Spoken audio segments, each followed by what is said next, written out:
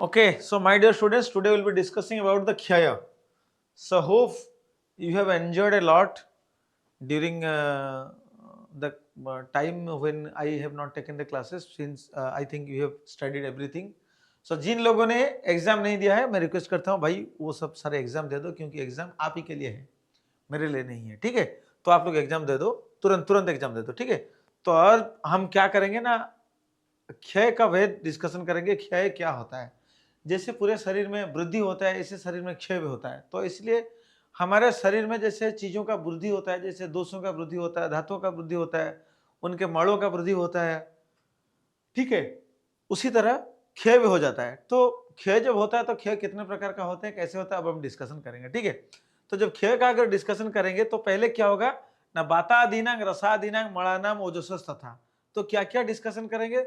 बातादीनाम क्षय यानी त्रिदोष का क्षय, बात पित्त कफ इन तीनों का क्षय होता है। ठीक है, तो त्रिदोष का जो क्षय होता है वो तीन क्षय होता है, बात पित्त कफ। रसादीनांग, रसादीनांग आप लोगों को याद है कि रस धातु, रक्त धातु, मांसो, मेद, अस्थि, मज्जा, शुक्राणु धातु, ये 7 धातुओं का भी क्षय होता है।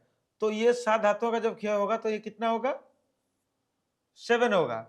मणानाम, मणानाम मतलब क्या होता है ना, ये धातुओं का मण होता है। जैसे रस का हो गया कफ, रक्त का हो गया पित्त, ठीक है, ये सारों का मण आपको पता है। तो ये सारों का मण कितना हो गया ना, 7 हो गया। ठीक है, इसके बाद ओजस्स था। और एक क्लास में क्या होगा?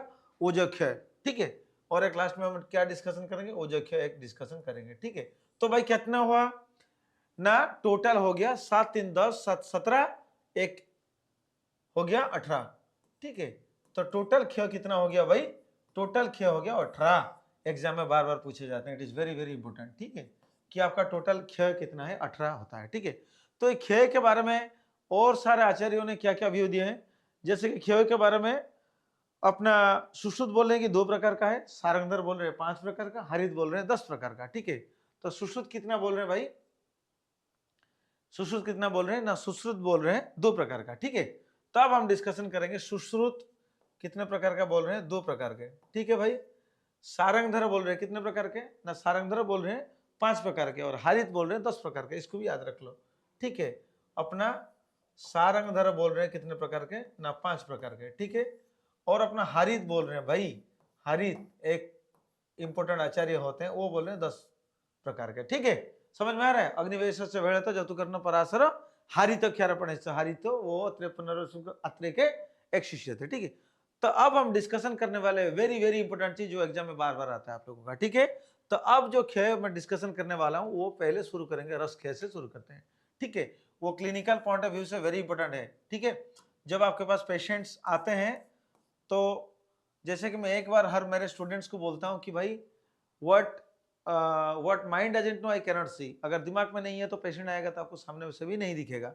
तो कैसे हम डिस्कशन करेंगे? जैसे रस क्षय, तो रस क्षय का लक्षण क्या होता है? एक पेशेंट आपके पास आया और बोला कि सर घट्टते सहते शब्दं नौचई द्रवती शूल्यते हृदय ताम्यति।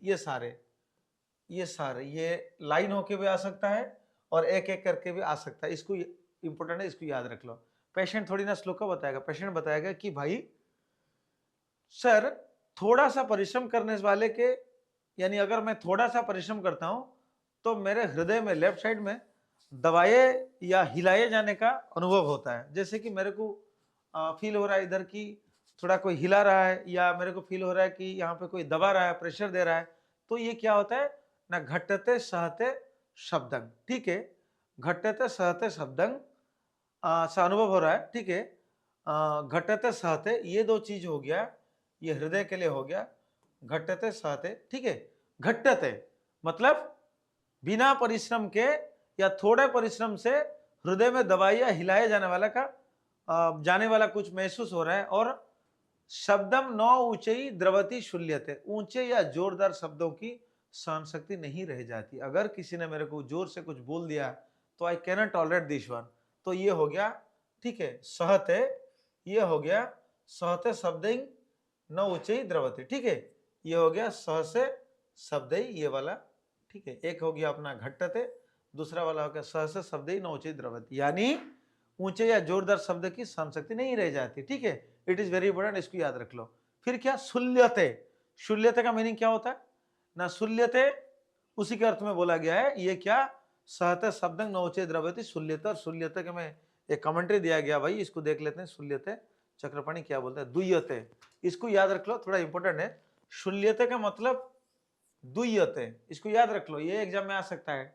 ठीक है, इति पाठ मतलब पाठवेद से इसको दुय्यते बोलते हैं। ठीक है, तो क्या हुआ, कुल मिला के हमारा अर्थ जो मैं बोल रहा हूं अभी, रस धातु क्या है, घटते, कम परिश्रम में से हृदय में दबाने या हिलाने जाने वाला, हिलाए जाने वाला सा अनुभव होता है, यानी discomfort feeling in the heart reason.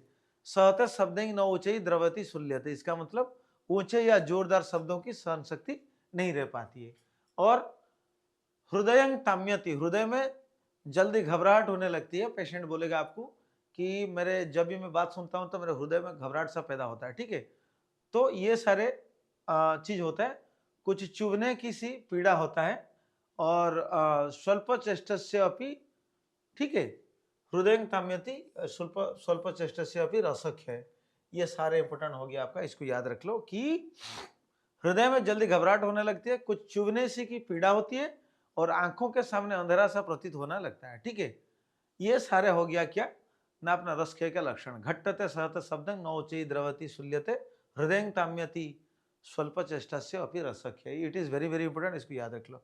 और धन्वंतरी के अनुसार हृदय में वेदना, कंपन, शोष, शून्यता और बार बार प्यास लगना ही लक्षण होते हैं। इसको भी याद रख लो, और अष्टांग हृदय का भी रेफरेंस इधर दिया गया है, इसको अच्छी तरह याद रख लो आप लोग। ठीक है, ये एग्जाम में बार बार आता है। फिर रक्तक्षय जो होता है, रक्तक्षय का क्या लक्षण है, it is also very very important. रक्तक्षय का लक्षण क्या है भाई ना, परुषा स्फुटिता म्लाना त्वग्रुख्या रक्त संख्य, इसमें परुषा होगा। कोई पेशेंट आपके पास आ जाएगा और ये बोलेगा कि मेरे खुरदरापन हो रहा है, परुषता आ जाता है मेरे स्किन में, जैसे खुरदरापन लग रहा था, स्किन थोड़ा अच्छा नहीं लग रहा है। ठीक है, और क्या, स्फुटिता। ठीक है, स्फुटिता मतलब क्या होगा ना, फट जाना, स्किन में थोड़ा फट जाता है। बहुत सारे पेशेंट आते हैं जो बोलते हैं सर मेरा स्किन फट जाता है। ठीक है, मेरा स्किन फट जाता है। और मड़ाना मतलब मुरझा जाना, यानी there is loss of lustre of the skin. त्वक रुख्या, और त्वक में क्या रुख्यता उत्पन्न हो जाता है। ये सारे चीज क्या होता है ना, रक्तक्षय का लक्षण होता है। ये सारे चीज इंपॉर्टेंट होता है, उसको आप एग्जाम पे इंपॉर्टेंट उसको पढ़ लो। फिर मांसक्षय के लक्षण पढ़ते हैं क्या ना, मांसक्षय में क्या होगा, स्पीक, स्पीक, ग्रीवा, उदर, शुष्कता।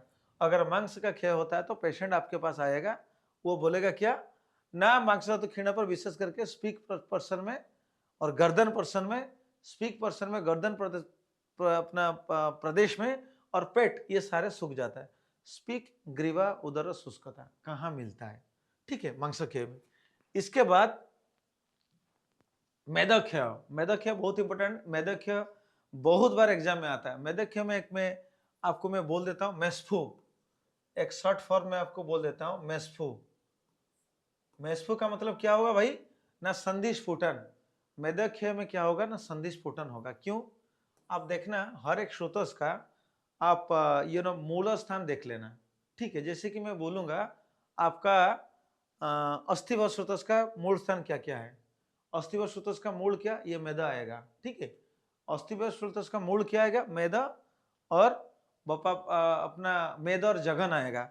अस्थिव श्रोतस का मूल क्या आएगा, ये इसी के हिसाब से ही चरक ने तो अपना क्लैरिफिकेशन दिया है कि अस्थिव श्रोतस का मूल स्थान क्या है ना, मेद और जघन। मेद और जघन मूल स्थान क्या होता है भाई ना, मेद और जघन। तो इसलिए क्या होगा, अस्थि में क्या होता है, अस्थि किस प्रदेश में होता है, अस्थि संधि प्रदेश में ही होता है। अस्थि किस प्रदेश में होता है ना, अस्थि संधि प्रदेश में ही अस्थि होता है। तब जब अस्थि का कुछ प्रॉब्लम होगा तो संधि स्फुटन ही होगा, क्योंकि अस्थि का मूल मेद होता है। समझ में आ गया, अस्थि का मूल क्या होता है, मेद होता है। ठीक है, अस्थि का मूल होता है मेद और जघन। क्यों जघन क्यों है, क्योंकि हमारे जघन प्रदेश में भी ज्यादा मेद है, इसीलिए जघन के जगह जानू नहीं रहा, या जघन के जगह अपना कुरपर या कुछ अलग संधि नहीं रहा। चरक जी ने अस्थिव श्रुतस का यानी अस्थिव श्रुतस का मूल स्थान मेद और जघन, इसलिए बोले कि ये दोनों जगह पे मेद का तो मेद ही होता है और जघन में ज्यादा मेद होता है, तो इसलिए मूल स्थान में जघन बोले, जानू नहीं बोले या और कुछ चीज नहीं बोले। ठीक है, तो मेदा क्यों बोले, क्योंकि मेदा इसीलिए बोले कि इसमें अगर दिक्कत होगा तो अपना, अगर इसमें मूल स्थान में कुछ प्रॉब्लम होगा तो अस्थि व सुतस का दुष्टि हो जाएगा। अगर अस्थि व सुतस का दुष्टि होता है तो क्या होता है बोलो? अस्थि व सुतस दुष्टि होगा तो क्या होगा? सारे चीजों में दर्द होने लगता है। क्या क्या आपको पता है, मैं बाद में फिर डिस्कशन करूंगा क्या क्या। तो इसीलिए अस्थि का मूल स्थान मेद है, तभी तो संधि का स्फुटन बोले हैं मेदक्षय में। समझ में आ गया कि मेदक्षय लक्षण में संधि स्फुटन क्यों है? क्योंकि मेद होता है अस्थि व सुतोष्टि का मूल स्थान, और अस्थि जो होता है ये क्या करता है? संधि बनाता है। जानुसंधि में क्या क्या है? दो अस्थि अगर संयोग करेंगे तो जानुसंधि बनेगा। ठीक है, समझ में आ गया? समझ में आ गया कि नहीं? तो इसीलिए संधि स्फुटन है। ठीक है, तो मेदक्षय में किसी का अगर मेद क्षय होगा तो संधि स्फुटन ही होता है। तो इसीलिए हम लोग क्या करते हैं, इसमें अपना क्षय जब होता है, मेद क्षय होता है या अस्थिगत विकार में हम लोग क्या करते हैं? गुगुल देते हैं। जैसे कि हम लोग क्या देते हैं? त्रयोदशांग गुगुल देते हैं। त्रयोदशांग गुगुल इसमें हम देते हैं। ठीक है, इट इज वेरी इंपॉर्टेंट, इसको याद रख लो। त्रयोदशांग गुगुल हम देते हैं।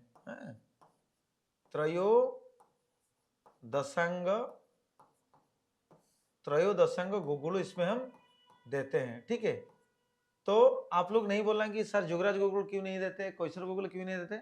इसीलिए नहीं देते। त्रयोदशांग इधर इसलिए देते हैं कि अस्थि क्षय में, क्यों अस्थि धातु इधर इन्वॉल्व है, मेद का क्षय हो रहा है, तो उसके पुष्टि के लिए त्रयोदशांग गुगुल देंगे। गुगुल मेद के ऊपर काम करेगा और ये अस्थि के लिए क्या काम करेगा और दूसरे इंग्रेडिएंट्स काम करेंगे, न्यूट्रिटिव होता है। तो इसीलिए मेदक्षय में संधि स्फुटन होता है। ये है लॉजिक, मेदक्षय में क्यों संधि स्फुटन होता है। ठीक है, और ग्लानि होता है, ग्लानिर अक्षणो आयास एवचो, आयास होता है। ठीक है, और क्या होता है ना, लक्षण मेदसी क्षीणे तनुत्तम उदरस्य च, और क्या होता है ना, उदर तनुता आ जाएगा। ठीक है, तो ये सारा चीज आता है संधि स्फुटनम ग्लानिरख्यो आयस च। आयस मतलब आपको क्या, आयस का मतलब ये होता है शरीर में थकावट, फैटिक लगेगा आपको। ठीक है, लक्षण मेदसी क्षीणे तनुत्तम उदरस्य च, ये 1000 बार एग्जाम में आता है। संधि स्फुटन लक्षण किसमें है? लेकिन ये अपना मेदख्य के लिए अपना बागवट जी कुछ अलग बोले हैं, सुश्रुत जी में कुछ अलग है। जैसे कि सुश्रुत तरह बागवट बोल रहे हैं मेदक्षय प्लीहा वृद्धि। इट इज वेरी इंपॉर्टेंट, मेदक्षय प्लीहा वृद्धि। ठीक है, समझ में आ रहा है? मेदक्षय में क्या होता है ना, प्लीहा वृद्धि होता है। इसको आप वेरी इंपॉर्टेंट, इसको याद रख लो। मेदक्षय में प्लीहा वृद्धि क्यों होता है? क्योंकि उसका भी रिलेशन है। मेदक्षय में प्लीहा वृद्धि क्यों हो रहा है? क्योंकि प्लीहा किसका मूल स्थान होता है ना, प्लीहा जो होता है ये रक्त और सुतोष का मूल स्थान होता है। प्लीहा जो होता है भाई, ये रक्त और सुतोष का मूल स्थान होता है। ठीक है, तो रक्त और सुतोष का मूल स्थान प्लीहा होता है, और सुश्रुत और बागवट बोल रहे हैं कि ये प्लीहा का जो वृद्धि होता है मेदक्षय में। आप अपना लॉजिक लगाओ, अगर नहीं आएगा तो मैं आपको बताऊंगा कि मेदक्षय पर क्यों प्लीहा वृद्धि होता है। ठीक है, और सुश्रुत ने मेदक्षय में क्या बोले, संधि शून्यता, वही सेम वाला चीज संधि शून्यता बोले। वो अपना चरक जी ने बोले, चरक जी ने मेदक्षय बोले संधि स्फुटन, स्फुटन आता है। It is very practical. Then Sushruta, और लेकिन सुश्रुत ने बोले क्या ना, संधि शून्यता बोले। ये दो चीज को याद रख लो, एक स्फुटन हो रहा है, एक शून्य हो रहा है। सुश्रुत शून्य, सुश्रुत शून्य, और चरक क्या, स्फुटन। ठीक है, इसके बाद हम लोग डिस्कशन क्या करेंगे, अस्थि। और जब अस्थि धातु का क्षय होता है तो क्या होगा आपको पता है। हमारे अस्थि धातु का जब अस्थि धातु से क्या क्या बनता है ना, अस्थि धातु में जैसे नाखून बनता है, अपना नेल्स बनते हैं।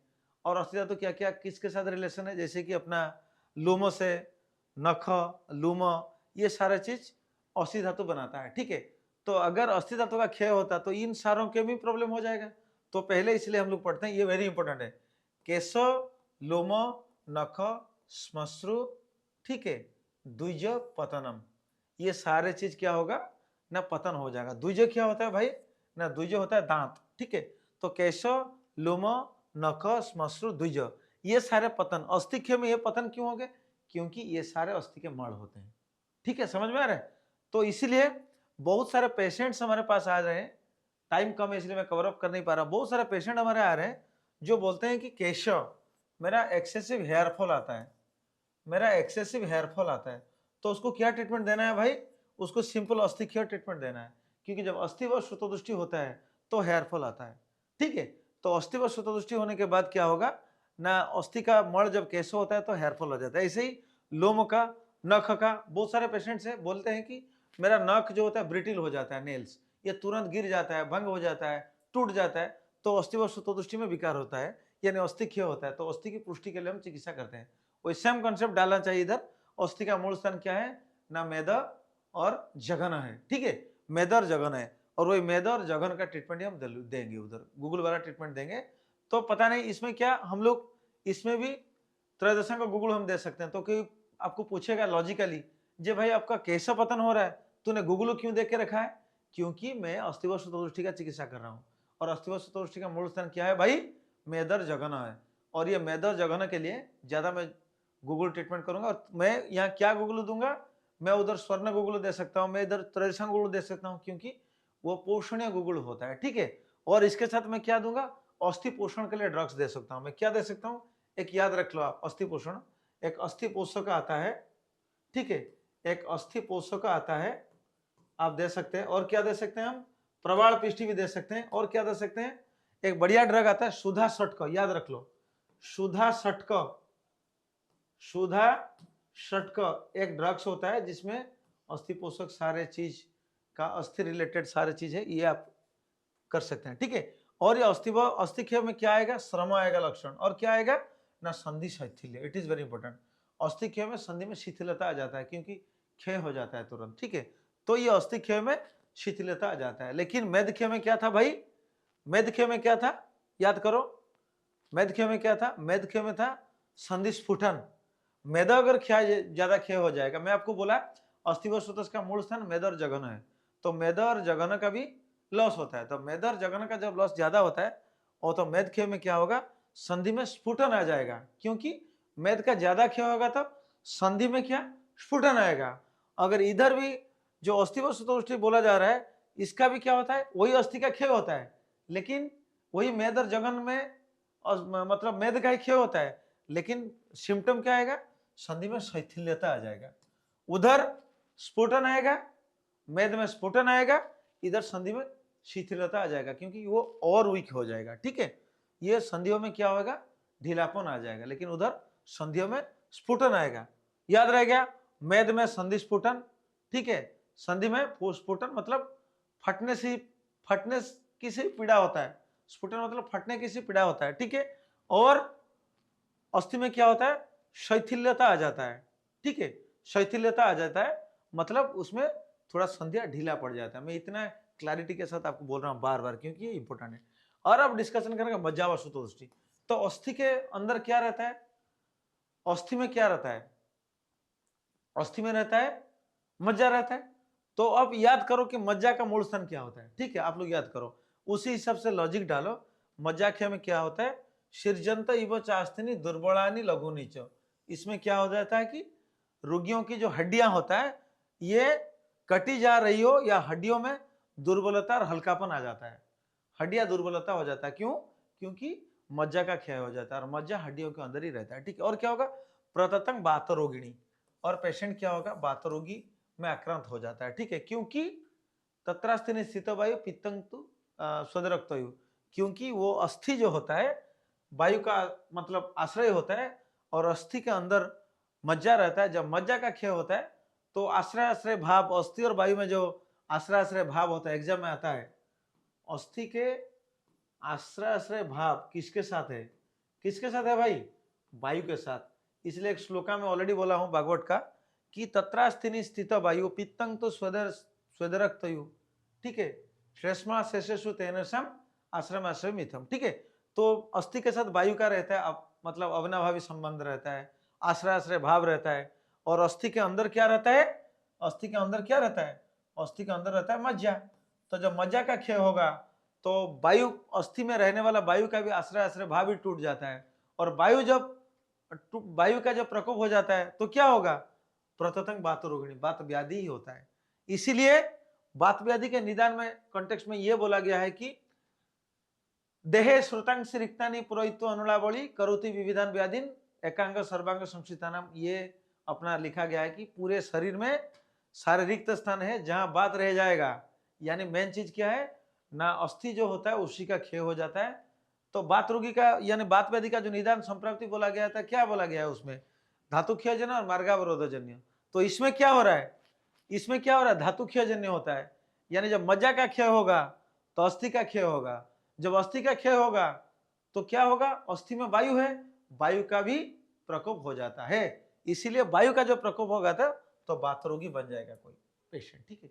तो हम लोग जैसे कि संधिवात का पेशेंट हमारे पास आते हैं तो हम लोग तुरंत क्या करते हैं, वहां अस्थि और मज्जागत चिकित्सा ही देते हैं, ठीक है। इसके बाद क्या ना, शुक्र व सुतोष का चिकित्सा करेंगे। तो आपको पता है शुक्र का क्षय अगर हो जाएगा, ठीक है, ये इधर क्षय है तो क्षय में चिकित्सा वही सुतोष का करते हैं। अगर शुक्र का क्षय होता है क्या होगा, दौर्बल्य होगा। जितने सारे चीज मैं बोल रहा हूं उसको याद रख लो, ये सारे इंपॉर्टेंट है, जहां पे टिक मार के सारे इंपॉर्टेंट है, ठीक है। अगर शुक्र का क्षय होगा तो क्या होगा, दौर्बल्य, पेशेंट दौर्बल्य हो जाए। मुख शोषश्च, पेशेंट आपके पास आएगा कि बोलेगा कि मेरे मुंह में क्या हर सूख जाता है, यानी ड्राइनेस रहता है, मेरे में चेहरा में लश्चर नहीं है, थोड़ा अट्रैक्टिव नहीं हो रहा है, ठीक है। पांडुत्वम, पांडुत्वम मतलब, और एक बात ध्यान दो, पांडुता मतलब इधर पीलापन है, और कौन सा श्रुतदुष्टि में लक्षण एक पांडु है, बोलो, रसव श्रुतस में लक्षण भी पांडु है। रसव श्रुतदुष्टि का लक्षण है क्या है भाई, पांडु है। क्वेश्चन में पूछा जाएगा कौन सा श्रुतदुष्टि लक्षण शुक्रक्षय में मिलता है, पांडुता ना शुक्रक्षय में मिलता है, रसव श्रुतदुष्टि का लक्षण शुक्रभाव में मिलता है, पांडुता। और सदनम तथा, ठीक है, मतलब शिथिलता, शरीर में शिथिलता आ जाएगा। श्रम मतलब थकावट लगेगा। क्लैब्यंग, इट इज वेरी इंपोर्टेंट, नंपुसकता आ जाएगा, क्लैब्य इज वेरी इंपोर्टेंट, नंपुसकता आ जाएगा, ठीक है।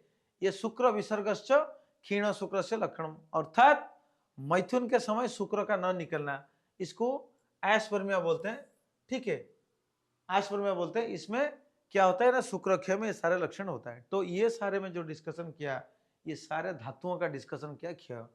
तो ये सारे चीजें एग्जाम के लिए बहुत इंपॉर्टेंट है, सारों की याद रख लो।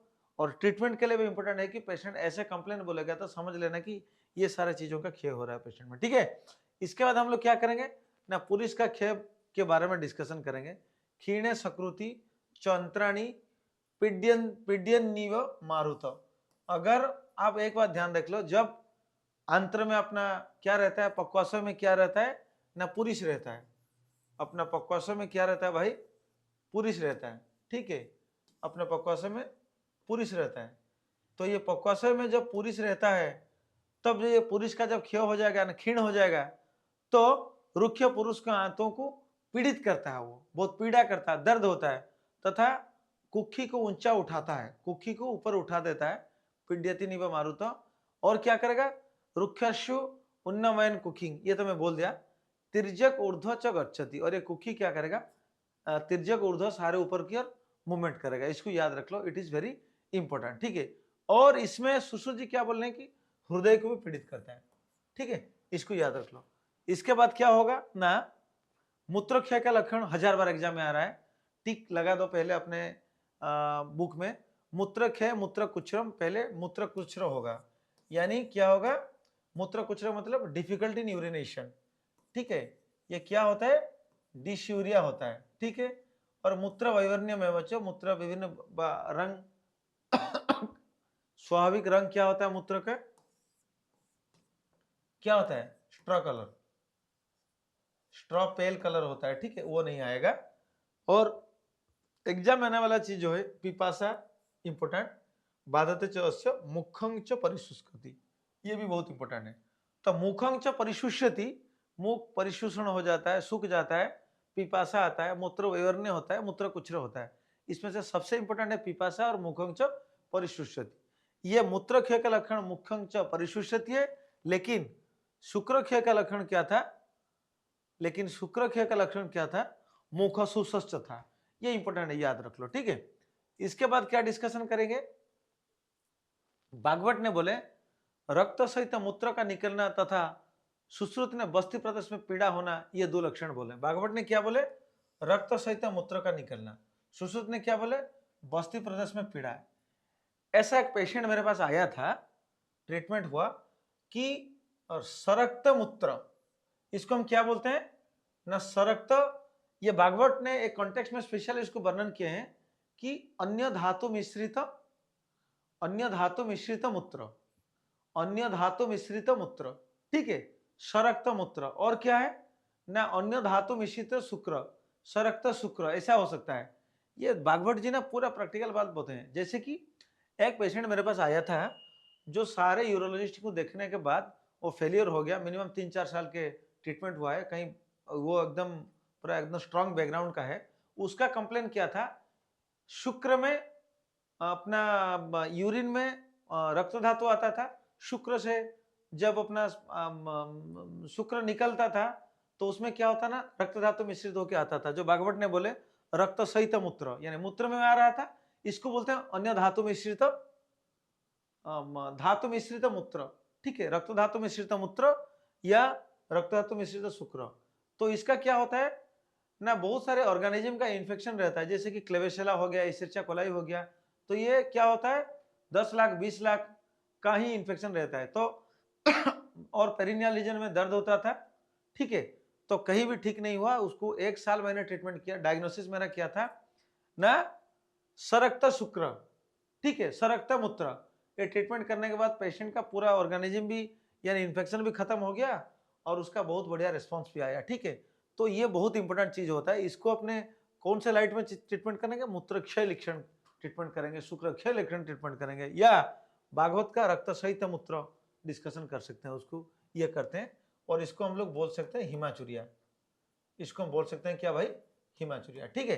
अब क्या होगा ना, अगर नाक कान आंख मुख एवं रुमकूपों के मड़ों का क्षय होगा तो लक्षण क्या होगा, और इसको हम एक शब्द में बोल सकते हैं मलायन। मलायन का क्या होता है, मलायनानी चान्यानी शून्यानी लघुनी विशुष्कानी। इतना इंपॉर्टेंट नहीं है, बट जिसको चीजें को मैं गोला बुलाया हूं उसको थोड़ा याद रख लो, ठीक है। इसके बाद क्या होगा भाई, ये अब इंपॉर्टेंट आ रहा है ओजो क्षय लक्षण। जैसे कि मैं आप लोगों को बोला था, जो क्षय का 18 वेराइटी है, इसमें दोष का 3 क्षय था, धातु का 7 क्षय था, और मल का भी जैसे मैं बोला था आपको 7 क्षय था, जैसे कि पंचेंद्रियों का मल, मलायतन का, मूत्र का, पुरुष का क्षय, ठीक है। और एक में बोला था ओजो का क्षय बोला था। ये ओजो का क्षय अब क्या है, ये ओजो क्या है, ठीक है। जब ओजो का क्षय होगा, और ओजो का डिस्क्रिप्शन हम पूरे मतलब पूरे एकदम डिटेलली करेंगे, लेकिन अब ओजो के बारे में डिस्कशन कर लो। जितने सारे टिक लगे हैं उसको भाई पढ़ लो, अभी लिख लो, मार्किंग कर लो, ठीक है। विभेति, ठीक है, मनुष्य भयभीत हो जाता है।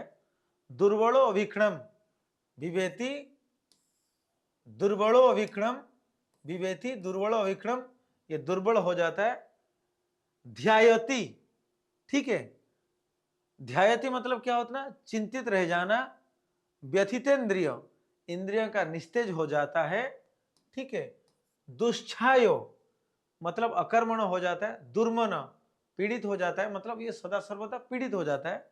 रुक्ष, ठीक है, और इसमें क्या होता है ना, निरुत्साह रह जाता है, और उसका कांति मलिन, उसकी जो कांति होता है मलिन हो जाता है, मन दूषित हो जाता है, दुखी हो जाता है, बेचारे की चेहरा रुक्ष दिखता है और शोर क्षीण हो जाता है। ख्यामश्च, ख्याम, ख्याम और एक है, ठीक है। तो ये होता है ओजो क्षय लक्षण, ये बार बार एग्जाम में आता है। क्या क्या भाई, विवेति दुर्बल विक्षण, व्याधायति शिथिलेन्द्रिय, दुष्छाय दुर्माना रुक्ष, ख्यामश्च एव ओजस क्षय, इसको याद रख लो। और क्या होगा, अब हम थोड़ा डिस्कशन करेंगे कि भाई ओजस का जो होता है ना, ये ओजस का लक्षण क्या होता है। अब हम डिस्कशन कर देते हैं कि भाई ये ओजस का लक्षण क्या होगा ना। ये ओजस का जो लक्षण होता है, इसमें क्या होगा ना, हृदय तिष्ठति जत शुद्धम, मतलब हृदय में, शुद्धम का मतलब क्या होता है, जत शुभ्रम। तो जोगिंद्रनाथ सेन ने ये जत शुद्धम, चरक ने जत शुद्धम बोले, जोगिंद्रनाथ से इसको क्या बोले, जत शुभ्रम, मतलब जो शुभ्र वर्ण का, श्वेत वर्ण का। रक्तम ईशत पित्तकम, रक्तम एवं ईशत पित्त होता है, ठीक है। ओज शरीर संख्यातम, ठीक है। तत्नाशत ना विनश्यति, अगर वो नाश हो जाता है तो सारे चीज नाश हो जाता है, ठीक है। तो इसको हम बोलेंगे क्या, इसको हम बोलेंगे उज, ठीक है। हृदय तिष्ठन्ति जत शुद्धं रक्तम ईशत पीतकम ओज शरीरम संख्यातम तत्नाशत नहीं विनश्यति। अगर ये नाश हो जाएगा तो सारे चीज आप खुद ही नाश हो जाओगे, ठीक है। तो इसमें से हमको क्या मिलता है, कि हृदय का स्थान, ओजो का स्थान क्या है भाई ना, ये एग्जाम में आता है क्वेश्चन, ओजो का स्थान क्या होता है ना, हृदय, शीट ऑफ ओजो, ये एग्जाम में आता है, शीट ऑफ ओजो, ओजो का स्थान क्या है भाई ना, हृदय होता है, ठीक है। और एक बार ये और एक क्वेश्चन आता है कि ओजो का लक्षण क्या आता है, ठीक है, ओजो का वर्ण क्या होता है, तो ओजो का स्थान होता है हृदय, और एक आएगा ओजो का वर्ण, ओजो का वर्ण क्या होगा ना, ओजो का वर्ण मैं ऑलरेडी आपको पढ़ा चुका हूं भाई, ओजो का वर्ण क्या होगा ना, ओजो का वर्ण आपका होगा रक्तम ईशत पीतकम, ठीक है, रक्तम ईशत पीतकम, उसको याद रख लो, इट इज वेरी इंपॉर्टेंट, ठीक है, इसको याद रख लो, इट इज वेरी इंपॉर्टेंट। अच्छा, ओज के बारे में मैं थोड़ा डिस्कशन करूंगा, इसके पहले मैं कुछ कंपैरिजन स्टडी आपको दे देता हूं, ये धातु क्षय का। पहले आप याद रख लो कि संधि स्फुटन आता है मेदक क्षय में, संधि शैथिल्य आता है अस्थि क्षय में, बोल चुका हूं, अस्थि सौशिर्य आता है मज्जा क्षय में, प्रततंग बातरोगिणी होता है मज्जा क्षय में, उसको आप नोट कर लो। और क्या होगा, मुख शोषो आएगा शुक्र क्षय में, मुख परिशुष्यंग आएगा किसमें, मूत्र क्षय में, पिपासा आएगा मूत्र क्षय में, और हृदय ताम्यति आएगा रस क्षय में, ठीक है। इसको थोड़ा पढ़ लेना, मैं और एक बार बोल देता हूं, संधि स्फुटन मेदक्षय, संधि शैथिल्य अस्थिक्षय, संधि सौशिर्य मज्जाक्षय, प्रततंग बातरोगिणी भी मज्जाक्षय, मुख शोष शुक्रक्षय, मुख परिशुष्य मूत्रक्षय, पिपासा मूत्रक्षय, हृदय ताम्यति रसक्षय, ठीक है। अब ओजो के बारे में डिस्कशन करेंगे। ओजो का मेन सीट यानी ओजो का मेन स्थान क्या है भाई, हृदय। ओजो का रंग क्या है, ओजो का वर्ण क्या होता है ना, जत शुभ्रम रक्तम ईशत पित्तकम, ये श्वेत तो होता है, और वर्ण रक्तम ईशत पित्तकम, ईशत पित्तकम रक्तम होता है, ठीक है। और इसके बाद हम लोग क्या डिस्कशन करेंगे कि गर्भावस्था में ओजो के बारे में डिस्कशन करेंगे। अब हम क्या डिस्कशन करेंगे भाई, गर्भावस्था में ओजो के बारे में डिस्कशन कर रहे हैं।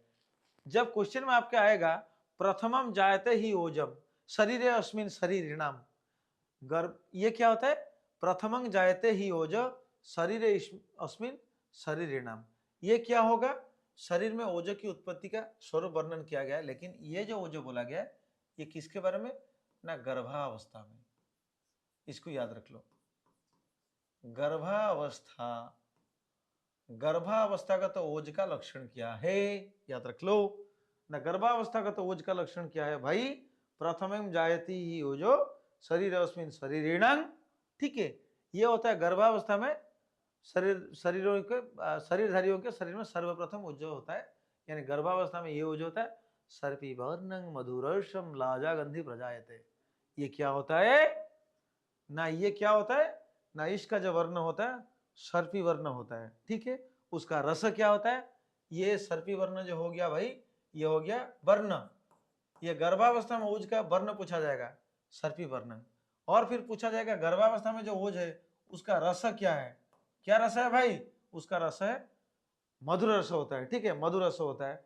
और पूछा जाएगा उसका गंध क्या होता है ना, इसका गंध होता है लाजा गंधी, उसका गंध अगर पूछा जाएगा कि लिख देना एग्जाम में लाजा गंधी है, तो ये एक क्वेश्चन से, ये देखो एक स्टेटमेंट से कितना क्वेश्चन हमको मिल रहा है कि भाई गर्भस्थ शरीर में यानी गर्भावस्था में जो ओजो होता है, दो ओजो का लक्षण पूछा जाएगा आपको, हृदय तिष्ठति जत शुद्धम रक्तम ईशत पीतकम, ये किस ओजो के बारे में बोला जा रहा है, ये हृदयस्थ ओजो के बारे में पूछा गया है। जब पूछा जाएगा प्रथमम जायते ही ओजो शरीर अस्मिन शरीरिणाम, ये किस ओजो के बारे में वर्ण पूछा जा रहा है, तो लिख देना कि ये गर्भावस्था का तो गर्भावस्था में रहने वाला ओजो का लक्षण बोला जा रहा है। जब पूछा जाएगा कि जत शुद्धम रक्तम ईशत पीतकम, किस ओजो के वर्ण के बारे में वर्णन बोला गया है, ये हृदयस्थ ओजो के बारे में वर्णन किया गया है, वर्ण के बारे में वर्णन किया गया, उसको लिख देना, एग्जाम में डाल देना। जब पूछा जाता है कि भाई सर्पी वर्णन, ये किस ओजो के बारे में वर्णन किया जाए ना, गर्भावस्था में रहने वाला ओजो के बारे में वर्णन किया गया है, और गर्भावस्था में रहने वाले जो ओजो होता है उसका रस क्या होता है, मधुरस होता है, और उसका गंध क्या होता है ना, उसका लाजागंधी होता है, ठीक है। Hope you all have understood what I told everything. तो इसके बारे में एक स्टेटमेंट अपना ब्रह्मानंद त्रिपाठी दे रहे हैं कि गर्भावस्था में ही ओजस की उत्पत्ति हो जाती है, और उसी समय इसका सर्पी वर्णक मधुर संग लाजागंधी होता है, किंतु जन्म लेने के बाद उस बालक में जो ओजो का स्वरूप होता है शुद्धम रक्तम ईशत पीतकम। मैं ऑलरेडी आपको बोल चुका हूँ। ब्रह्मानंद त्रिपाठी जी तो महाज्ञानी बोल रहे हैं, लेकिन मैं तो क्षुद्र ज्ञानी वैद्य हूँ आपके सामने, लेकिन मैंने भी ऑलरेडी उसको बोल चुका हूँ। ठीक है, अब हम क्या डिस्कशन करेंगे? अब बढ़िया चीज डिस्कशन करेंगे। अब हम डिस्कशन करेंगे कि अपना जो ओज के बारे में एक अपना उपमा, एक श्लोका दिया गया है जो उपमा बोल सकते हैं, हम कुछ भी बोल सकते हैं। उपमा मतलब वो खाने वाला चूड़ा उपमा नहीं है, लेकिन उसके लिए क्या एक ये डायलॉग दिए हैं कि भ्रमरई फलपुष्पेभ्यो जथा संव्रियते मधु तद्वत ओजो स्वकर्मभ्यो गुणी संव्रियते गुणान। भाई कितना बढ़िया चीज बोले हैं चरक जी ने। बोले कि जिस प्रकार भौरे यानी भ्रमर फल पुष्प से मधु का संग्रह करते हैं, उसी प्रकार पुरुषों के शरीरों में अपने कर्मों के उपयोग के लिए ही अपना पुरुषों के शरीर में अपने कर्मों के अनुसार उपयोग के लिए अपने अपने, ठीक है, अपने अपने गुणों से ओजो का संग्रह होता है। समझ गए? अब अगर अच्छा कर्म करोगे तो आप जब पुरुष को पैदा करोगे, ठीक है, या आप जो बेटा को पैदा करोगे, वो बढ़िया ओजो उसमें प्रवेश होगा। अगर वो भी अगर पूर्व जन्म में प्रारब्ध में अच्छा कर्म किया होगा तो बढ़िया ओजस्वी होगा वो। ठीक है, तो ये वाला श्लोक को याद रख लो। ये एग्जाम में आता है। किसके बारे में बोला गया? भ्रमरई फल पुष्पेभ्यो जथा संप्रियते मधु तद्वत ओजः स्वकर्मभ्यो गुणैः संप्रियते नृणाम्। ये तो अपने फिजियोलॉजी शारीरिक क्रिया बुक में फर्स्ट ईयर में पढ़े हो। किसके बारे में बोला गया है? ठीक है, रेफरेंस ये आएगा अपने एग्जाम में। ठीक है, इसको याद रख लो। इसके बाद हम लोग क्या डिस्कशन करेंगे? इसके बाद में हम डिस्कशन करेंगे कि अब हम इंटरेस्टिंग चीज डिस्कशन करेंगे कि भाई ओजो क्षय का अपना कारण क्या होता है। ठीक है, अब हम डिस्कशन करेंगे ओजो क्षय का कारण क्या होता है। ठीक है, ओजो क्षय का कारण क्या होता है? व्यायामो अनशनं चिंता रुक्ष अल्प प्रमितासनम बात तपो भयं शोक रुक्षान्न पानं प्रजागर कफ शुणित शुक्राणं मलानां च अति प्रवर्तनम कालो भूतोपघातश्च ज्ञातव्य क्षय हेतव। तो इतना जो स्टेटमेंट में डाला है इसको याद रख लो, इट इज वेरी इंपॉर्टेंट। ठीक है, जैसे कि अधिक व्यायाम करना, अनशन करना, भूखा रहना, चिंता करना, रुक्ष अल्प तथा प्रमित भोजन करना, ठीक है, तेज हवा एवं धूप का सेवन करना, भय शोक रुक्ष कारक मद्य आदि का पीना, रात्रि का जागरण, कफ रक्त शुक्र मलों का अधिक मात्रा में निकलना, काल अथवा आदान काल और भूत प्रेत आदि का बाधा, इन कारणों से मानव का देह ओजो क्षय हो जाता है। इन कारणों से किसका क्षय होता है भाई? ओजो का क्षय होता है। तो ये होता है ओजो क्षय का कारण। ठीक है, तो ये सारे चीजों को आप याद रख लो, इट इज वेरी इंपॉर्टेंट। इसमें एक चीज है कालो एवं भूतोपघात है। ठीक है, कालो एवं भूतोपघात, कालो भूतोपघात, ठीक है, इसको भी याद रख लो। ये ऐसा तो सारे चीज इंपॉर्टेंट है, जैसे कि पहला व्यायामो अनशनम चिंता रुक्षाल्प प्रमितासनम, इट इज वेरी इंपॉर्टेंट। बात आतप सेवन भय शोक रुक्ष मद्यपान प्रजारगण, ये भी इंपॉर्टेंट है। कफ शुणित शुक्राणांग, कफ रक्त शुक्र और मलों का अधिक मात्रा में निकल जाना, ये भी इंपॉर्टेंट है। कालो भूतोपघात मतलब काल और भूतोपघात। काल और भूतोपघात का मतलब होता है क्या भाई? जीवाणु संक्रमण, इन्फेक्शन। इन्फेक्शन आप एक वर्ड सुने हो? आप तो सब ऑलरेडी इंटरनी कंप्लीट करके एक वर्ड सुनो, सेप्टिसेमिया। बोला जाता है ना भाई ये पेशेंट का डेथ कैसे हो गया ना, डॉक्टर ने लिख दिया सेप्टिसेमिया हो गया। ये सेप्टिसेमिया क्या है? ये सेप्टिसेमिया कुछ नहीं है, ये इन्फेक्शन का एकदम लास्ट स्टेज है, जो है भूतोपघातश्च। इसमें क्या होता है? टीएलसी बहुत बढ़ जाता है। कितना हो जाता है? 40,000, 50,000, 1 लाख हो जाता है। तो चरक जी ने उसी समय से भी सोच के रखे थे। ठीक है, तो उसको हम क्या बोलेंगे भाई? भूतोपघातश्च। ये होता है अपना ओजो क्षय का एक कारण। इसको अच्छी तरह आप लोग याद रख लो। और एक मैं छोटा सा चीज बोल देता हूं कि इधर है, इधर एक चीज है कि रुक्ष रुक्ष पानम प्रजागरो भय शोक रुक्ष पानम प्रजागरो कप सुनित, ये सारी चीज हो गया। रुक्ष अल्प, इट इज वेरी इंपॉर्टेंट। मैं रुक्ष अल्प क्यों बोला? क्योंकि बात व्याधि निधन आपको पढ़े हो। ये बात व्याधि निधन में क्या लिखा गया है? रुक्ष शीतल लघुअन्न व्यवहार व्यवाही अतिशय बीतई। बात व्याधि का निदान का पहला स्टेटमेंट क्या है? रुक्ष, शीत, अल्प, लघु, ये 4 गुण दिए हैं बात प्रकोप का। कितना दिए हैं? रुक्ष, क्या क्या लिखे हैं? रुक्ष, रुक्ष, शीत, अल्प, रुक्ष, शीत, अल्प, लघु अन्न, ये सारे चीज इसमें है। देखो, अच्छा मेरे को बोलो, बात प्रकोप का रस तो क्या होता है? कटु तिक्ता कषाय रस। लेकिन चरक जी ने जब 1000 बार अपने चरक संहिता में लिख रहे हैं कि कटु तिक्त कषाय सेवन से बात का प्रकोप होता है, लेकिन चरक जी क्या बेवकूफ थे जो बात व्याधि में नितान में वो रस को मेंशन नहीं किए कि कटु तिक्त कषाय रस खाने से बात व्याधि होगा? नहीं लिखे हैं। जो बात व्याधि चिकित्सा पढ़ाऊंगा तो मैं डिस्कशन करूंगा। बात व्याधि निदान में, बात व्याधि चिकित्सा कॉन्टेक्स्ट में, बात व्याधि में मेन जो चरक जी ने बोले हैं निदान में क्या? रुक्ष, शीत, अल्प, लघु अन्न, व्यवाई, रतिसेवित। एक चीज इधर देखो, सेम चीज ओजो का जो क्षय होता है उसी में भी सेम लक्षण, सेम टाइप का है। जब रुक्ष अन्न होता है, शीत अन्न होता है, इसमें शीत शायद नहीं है, अल्प जो होता है, अल्प इधर है, रुक्ष अल्प है, ठीक है। और क्या क्या है? और क्या है ना? अल्प है और लघु अन्न, ठीक है। ये सारी चीज अगर आप देखोगे, आप लोगे तो ओज का क्षय होता है, ठीक है। तो ओज क्षय ये सारे गुणों से होता है। अगर मैं अभी डिस्कशन करूं कि ओजो का गुण क्या होता है, भाई आपको याद है ओजो का गुण क्या होता है? ओजो का गुण क्या होता है? पता है आपको ओजो का गुण क्या है? तो मैं आपको बताता हूं। जैसे कि आप लोगों को पता है कितने सारे चीजों का 10 गुण बोला गया है, कितने सारे चीजों का 10 गुण बोला गया है, इसको याद रख लो। तो इसमें एक ओजो आएगा, तो ओजो का भी 10 गुण बोला गया है चरक चिकित्सा 24 चैप्टर में। क्या क्या है ना? गुरु शीत मृदु स्निग्ध बहल मधुरम स्थिरम प्रसन्नं पिछिणम श्लक्षणम ओजो 10 गुणम सुनतम, इसको याद रख लो। और मध्य का कितना गुण है मेरे को व्हाट्सएप करना ग्रुप में, मध्य का कितना गुण है बताना आप लोग। तो ओज का कितना गुण है? 10 गुण है। ओजो का कितना गुण है? 10 गुण। क्या क्या है? गुरु, शीत, मृदु, स्निग्ध, बहल, मधुर, स्थिर, प्रसन्नं पिच्छिड़ं श्लक्षणम ओज 10 गुणम स्मृतम, ठीक है। चरक चिकित्सा 24 चैप्टर में यह है, इसको आप बहुत बढ़िया तरीके से याद रख लो, एग्जाम में आने वाला है। अब हम एक बढ़िया इंटरेस्टिंग चीज बोलने वाला हूं जो मेरा फेवरेट सब्जेक्ट है, जो मेरा फेवरेट सब्जेक्ट है। तो इंटरेस्टिंग चीज क्या है? मधुमेह निदान। भाई देखो चरक जी ने कितना अपना टैलेंटेड थे। आप ना वो कहीं कहीं कितने सारे चीजें डाल दिए हैं।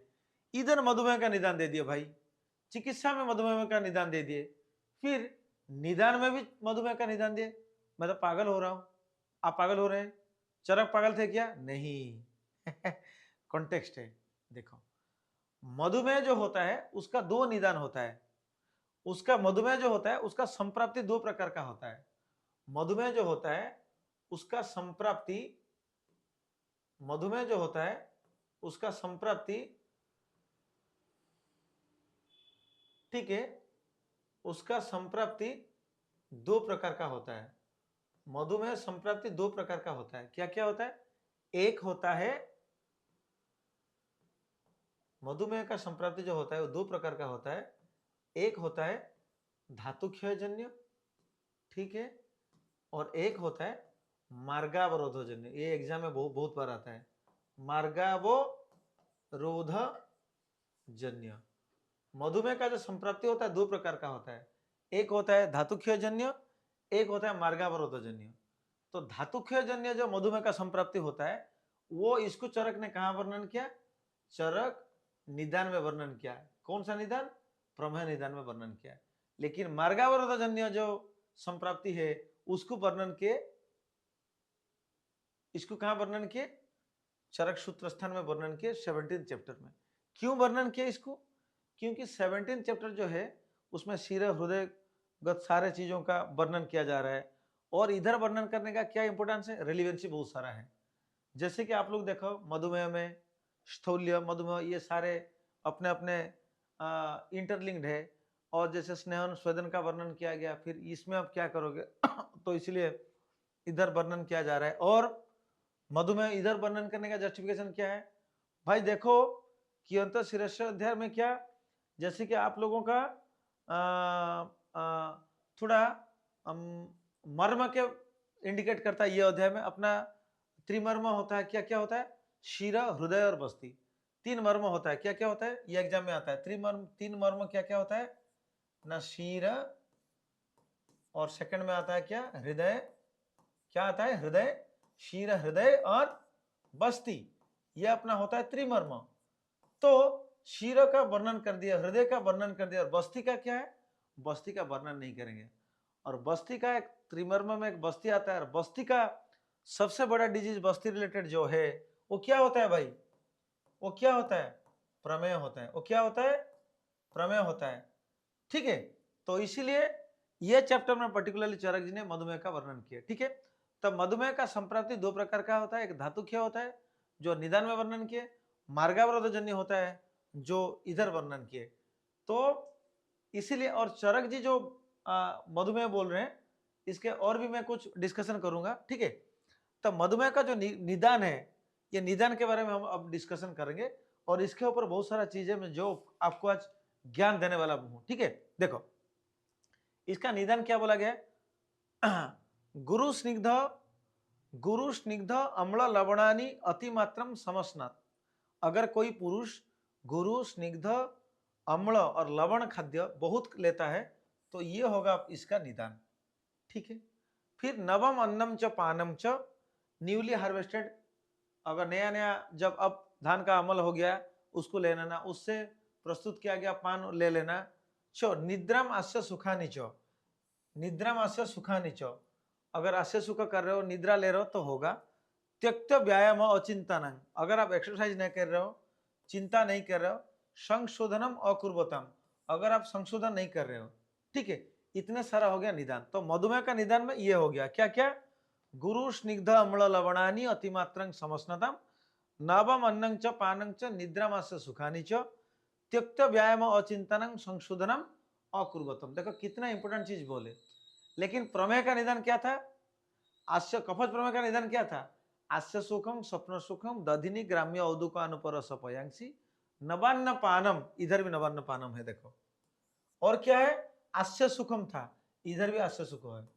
तो कफज प्रमेय का जो निदान था उसमें आस्य सुख है, इसमें भी आस्य सुखम है। ठीक है, तो ये सारे इतना सिमिलैरिटी है। तो अगर इसमें क्या होगा भाई? अगर ये सारे निदान कोई सेवन करेगा पुरुष तो होगा क्या ना? इसके बाद होगा क्या ना? श्लेष्म पित्तम मेद मांस च अतिवर्तते। अगर इतने सारे निदान आप सेवन कर रहे हो तो इसमें श्लेष्म बढ़ेगा और पित्त बढ़ेगा। क्यों श्लेष्म बढ़ेगा, क्यों पित्त बढ़ेगा? क्योंकि इसमें जितने सारे निदान बोला गया है ये कफकारक निदान में भी इसमें है, जैसे कि गुरु स्निग्ध, ठीक है, अम्ल, मधुर अम्ल लवण, मधुर अम्ल लवण कफं वर्धयति, तो इसमें से श्लेष्मा बढ़ेगा। नवम अन्न में से श्लेष्मा बढ़ेगा। ठीक है, और इसमें बहुत सारा अपना लवण है। ठीक है, और लवण क्या करेगा? पित्त को बढ़ेगा। तो इसीलिए ये सारे निदान से श्लेष्मा बढ़ गया, पित्त बढ़ गया, फिर मेद और मांस बढ़ा। जबकि प्रमेय कॉन्टेक्स्ट में अन्य धातु बहुत सारा चीज है कि नहीं? क्या क्या दुष्य बोला गया है? मधुमेह का कॉन्टेक्स्ट में बहुत सारा चीज दुष्य है। ठीक है, बहुत सारा चीज दुष्य है, जैसे कि मधुमेह के कॉन्टेक्स्ट में बहुत सारा दुष्य है।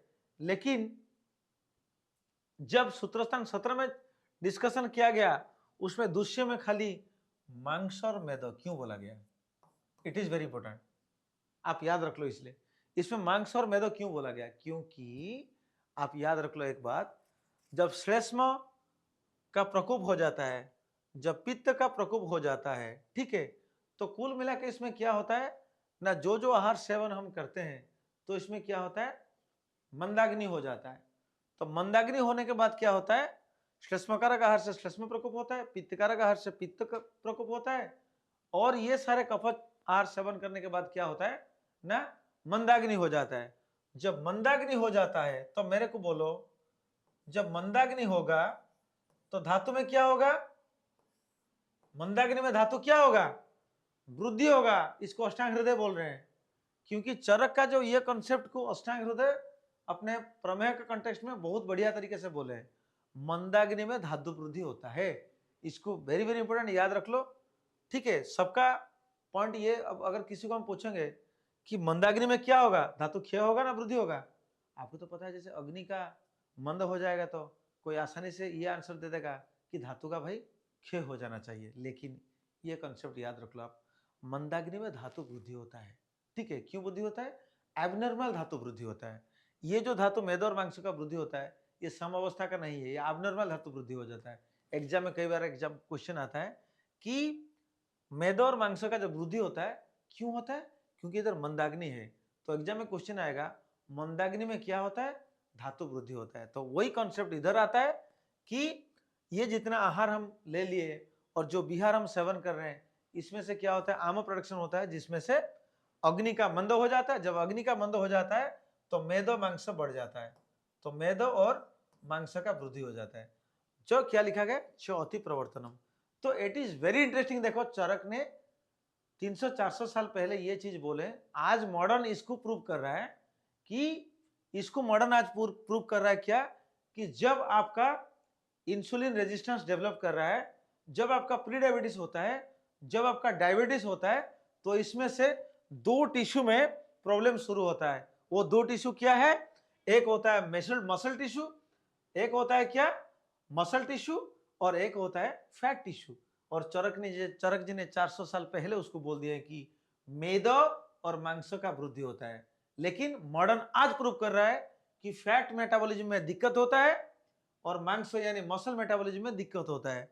एडिपोज टिश्यू में दिक्कत होता है, मसल में दिक्कत होता है, और मसल और एडिपोज टिश्यू में दिक्कत होता है तो एक रेजिस्टेंस डेवलप होता है। इसको बोलते हैं क्या? इंसुलिन रेजिस्टेंस सिंड्रोम, जिसमें से क्या होता है? धीरे धीरे इंसुलिन रेजिस्टेंस होके प्री डायबिटीज होता है, फिर डायबिटीज होता है। देख रहे हो कितने अच्छे बात चरक जी ने बोले हैं 400 साल पहले, मॉडर्न जिसको आज प्रूव कर रहा है। ठीक है, तो इसमें क्या होगा भाई? मैं इसको कॉन्सेप्चुअल इसलिए समझा रहा हूं ताकि जिंदगी भर याद रह जाएगा आपका। तो इसमें क्या होगा? श्लेष्मा, पित्त, मेद, मांस बढ़ जाएगा। तो मेद मांस क्यों बढ़ेगा? मंदाग्नि से। श्लेष्मा पित्त क्यों बढ़ेगा? क्योंकि इतने सारे प्रकोपित आहार ले लिया आप। फिर इसके बाद क्या है? तई आवृत गति वायु ओजः आदाय गच्छति। समझ में आ गया? जब मेद और मांस ये सारे चीज बढ़ जाएगा तो इसके बाद क्या होगा? क्या होगा ना? इसमें वायु क्या करेगा? अब क्या करेगा? आवृत करेगा। इन कारणों से वायु क्या करेगा? इन कारणों से जो जो चीज में बोल दिया, वायु के मार्ग अवरोध हो जाते हैं। क्या होगा? वायु का मार्ग अवरोध हो जाते हैं। वायु का मार्ग क्यों अवरोध होगा? क्योंकि मैंने ऑलरेडी बोल चुका हूं आपको कि देह श्रुतांग से रुक्तानी पुरोहित अनिल बड़ी, सारा शरीर में श्रुतोषि ही है, इसमें वायु ही है। अगर वायु का मार्ग स्रोतोष में वायु ही है, अगर ये सारे चीज श्लेष्मा पित्त, अगर ये भाई श्लेष्मा पित्त मेद मांस ये बढ़ जाएगा तो वायु एक जगह पे जम जाएगा। तो जब जम जाएगा, वही रास्ता पे वायु जब जा रहा होगा तो उसको टकराएगा। तो वायु का टकराने से वायु का अवरोध हो जाता है। फलतः वायु ओजो धातु को जब अवरोध हो जाएगा, वायु जब अवरुद्ध हो जाएगा तो ये क्या करेगा भाई? नखरा तो कुछ करेगा। तो वायु क्या नखरा करेगा? वो क्या करेगा? ओजो धातु को लेकर बस्ती प्रदेश में पहुंच जाता है। ये कौन सा ओजो लेके जाता है भाई? ये कौन सा ओजो को लेके जाता है भाई? कौन सा होता है? दो ओजो में पढ़ाया आपको। एक में क्या पढ़ाया? एक में पढ़ाया गर्भावस्था ओजो, और एक में क्या पढ़ाया आपको? हृदयस्थ ओजो। तो कौन सा ओजो को लेके जाएगा? हृदयस्थ ओजो को लेके जाएगा। कहां जाएगा? बस्ती प्रदेश में पहुंचेगा। अब आ रहा है? अब आप समझ में आ रहा है कि ये चैप्टर में मधुमेह का वर्णन क्यों किया गया? क्योंकि ये चैप्टर त्रिमर्म का वर्णन कर रहा है। त्रिमर्म में हृदय शीर बस्ती आता है, तो हृदय वर्णन कर दिया, शीर वर्णन कर दिया, और बस्ती वर्णन बाकी था। तो ये सारे में वायु अवरुद्ध होके ओजो धातु को लेकर वही बस्ती प्रदेश में पहुंचता है, जो कि एक मर्म है। इसीलिए 17 चैप्टर में मधुमेह को वर्णन किया गया है। जब बस्ती प्रदेश में पहुंचता है तब कष्ट साध्य, तब क्या होगा, तई आवृत गति वायु ओजो आदाय गच्छति। तो इधर आवृत है, क्या है, आवृत है। आवृत का मतलब क्या है, आवृत का मतलब क्या है, मार्गावरोध है। तो मार्गावरोध से क्या होता है, इतने सारे चीज होता है। तो मार्गावरोध से ये मधुमेह होता है। इसीलिए मैं आपको बोला ना, चरक ने इधर सूत्रस्थान में 17 चैप्टर में मधुमेह संप्राप्ति का मार्गावरोधजन्य बोले, और चरक प्रमेह निदान में धातु क्षयजन्य बोले। दूसरे दूसरे जगह पे दो चीज को मिला के अष्टांग हृदय ने अपने प्रमेय निदान में एक ही सिंगल लाइन में लिख दिया कि मधुमेह का दो निदान संप्राप्ति है, एक धातु क्षयजन्य, एक मार्गावरोधजन्य, जो बार बार एग्जाम में आता है। ठीक है, तो मार्गावरोधजन्य है बोल के कौन सा श्लोक से आता है, एग्जाम में पूछा जाएगा। तो ये आवृत गति वायुरोजो आदाय गच्छति, ये श्लोका डिनोट्स व्हिच वैरायटी ऑफ संप्राप्ति ऑफ मधुमेह। आपको डालना पड़ेगा मार्गावरोधजन्य संप्राप्ति। समझ में आ गया।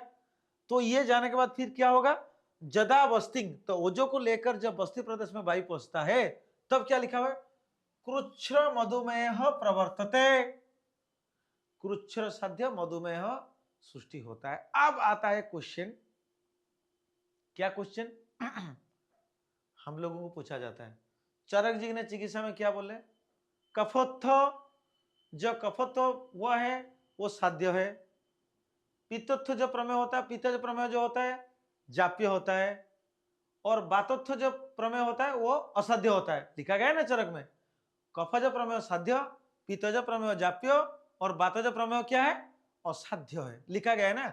बातज प्रमेय के अंडर में क्या क्या आता है, मधुमेह आता है। बातज प्रमेय के अंडर में मधुमेह आता है, तो मधुमेह भी असाध्य है कि नहीं, है ना। चरक ने चिकित्सा में बोले, निदान में बोले कि कफज प्रमेय साध्य है, पित्तज प्रमेय जाप्य है, और बातज प्रमेय असाध्य है। तो मधुमेह बातज प्रमेय में आता है ना भाई, तो मधुमेह भी असाध्य बोले हैं। लेकिन भाई देखो चरक सूत्रस्थान 17 चैप्टर में बोल दिए कृच्छ्र मधुमेह साध्यते। भाई मैं और कंफ्यूजन हो गया, कृच्छ्र मधुमेह साध्यते का मतलब क्या होता है। मैंने इसीलिए आपको पहला चैप्टर में साध्य असाध्य का क्लासिफिकेशन पढ़ाया हो। तो मेरे को बोलो, जो डिजीज का मैं क्लासिफिकेशन किया था दो वैरायटी में किया था, क्या क्या था ना, पहले बोला था साध्य दो वैरायटी, एक में बोला था साध्य, एक में बोला था क्या, साध्य, ठीक है, एक में बोला था असाध्य और साध्य। तो डिजीज का साध्य साध्यता के अनुसार मैं जो ऑलरेडी पिछले चैप्टर में पढ़ाया हूं, एक था साध्य। सुख साध्य में क्या था, ये साध्य का क्या वैरायटी था, साध्य का दो वैरायटी था, एक था सुख साध्य और एक था कृच्छ्र साध्य। और साध्य का क्या वैरायटी था, एक था जाप्य, एक था अनुपक्रम। ठीक है, तो मेरे को अब बोलो, संजीव सर ने जो पढ़ाए थे, मैं तो पढ़ाया था चरक में क्या था कि कृच्छ्र साध्य साध्य का वैरायटी है, कि कृच्छ्र साध्य जितने सारे डिजीज है दुनिया में वो साध्य के वैरायटी में है, वो रोग साध्य ही होते हैं, लेकिन कृच्छ्र मतलब डिफिकल्टी से। तो अब मधुमेह के बारे में चरक जी क्या लिखे, कृच्छ्र मधुमेह साध्यते प्रवर्तते, यानी कृच्छ्र मधुमेह प्रवर्तते मतलब वो साध्य के वैरायटी में आएगा ना असाध्य के वैरायटी में आएगा, साध्य के वैरायटी में ही आएगा, है कि नहीं। लेकिन चरक जी निदान और चिकित्सा में क्या बोल रहे हैं कि बातज प्रमेय असाध्य होता है और मधुमेह बातज के अंडर में आता है, वो असाध्य होगा, है कि नहीं, बोल रहे हैं कि नहीं चरक। तो यही होता है दिमाग का व्यवहार। ठीक है, तो चरक सूत्रस्थान अपने 17 चैप्टर में मधुमेह को तो साध्य ही बोले हैं, मधुमेह को तो साध्य ही बोले हैं। बहुत सारे होते हैं ना कि मधुमेह तो बातिक प्रमेय के अंडर में आता है, वो तो असाध्य होता है, उसको ट्रीटमेंट हम क्यों करें, ये क्वेश्चन आता है ना। चरक जी वो भी बोले हैं जो असाध्य व्याधि है उसको अब छोड़ दो, ट्रीटमेंट मत करो। तो मधुमेह को अगर असाध्य आपने बोले हो निदान स्थान में और चिकित्सा स्थान में, क्योंकि बातिक प्रमेय के अंडर में आता है, लेकिन सूत्रस्थान 17 में तो कुछ बोल रहे हो जो कि साध्य के वैरायटी में आता है, तो मधुमेह अब बोलो साध्य है और असाध्य है। मेरे हिसाब से मधुमेह साध्य है, मेरे हिसाब से मधुमेह साध्य है, लेकिन अब समझने की जरूरत है चरक जी ने जो असाध्य बोले हैं ये किस कॉन्टेक्स्ट में या क्या सोच के असाध्य बोले हैं। ठीक है, मैं थोड़ा हिंट्स आपको दे देता हूं। जो चरक जी ने असाध्य बोले हैं उसको क्या ना, वो अपना टाइप 1 वेराइटी के लिए बोले हैं, जो इंसुलिन डिपेंडेंट ही है, टाइप 1 के लिए ही बोले हैं। ठीक है, और टाइप 2 जो है, ठीक है, और जो टाइप 2 है जो अपना मार्गावरोधजन्य होता है। मार्गावरोधजन्य मतलब क्या होता है ना, ये मार्ग का अवरोध होता है वायु का। ये जो मार्गावरोधजन्य होता है ये क्या होता है, क्रुश साध्य है, यानी साध्य ही होता है। उसको मार्गावरोध क्यों बोला गया है, मार्गावरोध इसलिए बोला गया है कि मॉडर्न में ये कॉन्सेप्ट है, पता है आपको। मैं थोड़ा समझा देता हूं, मन कर रहा है आपको समझाने के लिए। ये मार्गावरोध क्यों है, थोड़ा समझा देता हूं। जो लोग इधर है ना त्यक्त व्यायाम, जो लोग एक्सरसाइज नहीं करता उसका फैट बढ़ जाता है। तो फैट जब बढ़ जाता है तो क्या होता है, जो लोग एक्सरसाइज नहीं करता उसका फैट बढ़ जाता है तो क्या होता है ना, फ्री फैटी एसिड बढ़ जाता है। फ्री फैटी एसिड शरीर में बढ़ जाता है। ये फ्री फैटी एसिड करता क्या है आपको पता है। अपना इंसुलिन कहां से सीक्रेट होता है, इंसुलिन कहां से सीक्रेट होता है भाई, पैनक्रियाज के बीटा सेल से इंसुलिन सीक्रेट होता है। जब ये इंसुलिन सीक्रेट होता है, ये होता है अपना इंसुलिन आई। जब ये इंसुलिन सीक्रेट होता है तो ये कैसे अपने टिश्यू में सारे बॉडी में मेटाबोलाइज होगा, सारे बॉडी में यूज होगा। जब ये इंसुलिन क्या करेगा, सॉरी, अपने जो खाना हम लोग खाते हैं, जब वो खाना हम खाते हैं तो डाइजेशन से हमारा क्या आता है ना, क्या आता है, ग्लूकोज आता है जी, ग्लूकोज आता है। ये ग्लूकोज को मेटाबोलाइज करने के लिए बीटा सेल से इंसुलिन सीक्रेट होता है। तो ये इंसुलिन क्या करेगा, ये ग्लूकोज को लेके पूरे बॉडी में डिस्ट्रीब्यूट कर देगा, तभी ग्लूकोज का प्रॉपर यूटिलाइजेशन हो जाता है। लेकिन त्यक्त व्यायाम, हम लोग अगर एक्सरसाइज नहीं करेंगे, अचिंतानांग मतलब अगर हम कुछ भी काम नहीं करेंगे, चिंता नहीं करेंगे, संशोधनम अकुर्वतम संशोधन नहीं करेंगे, और क्या करेंगे, ये कफ प्रकोप और ये सारे गुरु स्निग्ध अम्ल ये सारा बढ़िया चीज से खाएंगे, आराम से बैठेंगे, आश्चर्य सुखानी यानी आराम से बैठेंगे, तो क्या होगा, ये सारा चीज करने से हमारा फ्री फैटी एसिड बढ़ जाता है। जो फ्री फैटी एसिड बढ़ जाता है तो क्या कर रहता है ना, जब इंसुलिन और ग्लूकोज जब आपस में मिलते हैं और इंसुलिन ग्लूकोज को लेकर टिश्यू में छोड़ देता है यूटिलाइज के लिए, तब ये फ्री फैटी एसिड क्या करता है ना, ये इंसुलिन और ग्लूकोज में बीच में बैठ जाता है। मान लो ये अपना हो गया इंसुलिन, ये हो गया अपना इंसुलिन, और ये हो गया अपना ग्लूकोज, ये हो गया अपना ग्लूकोज।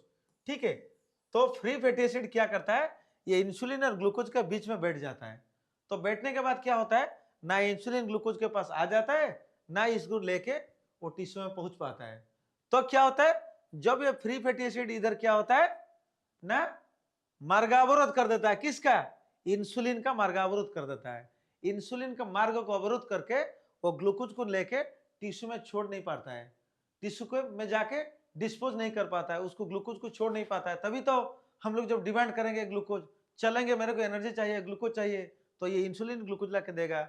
अगर फ्री फैटी एसिड है तभी इंसुलिन को, अपना इंसुलिन ग्लूकोज को लेके वहां नहीं छोड़ पाता है।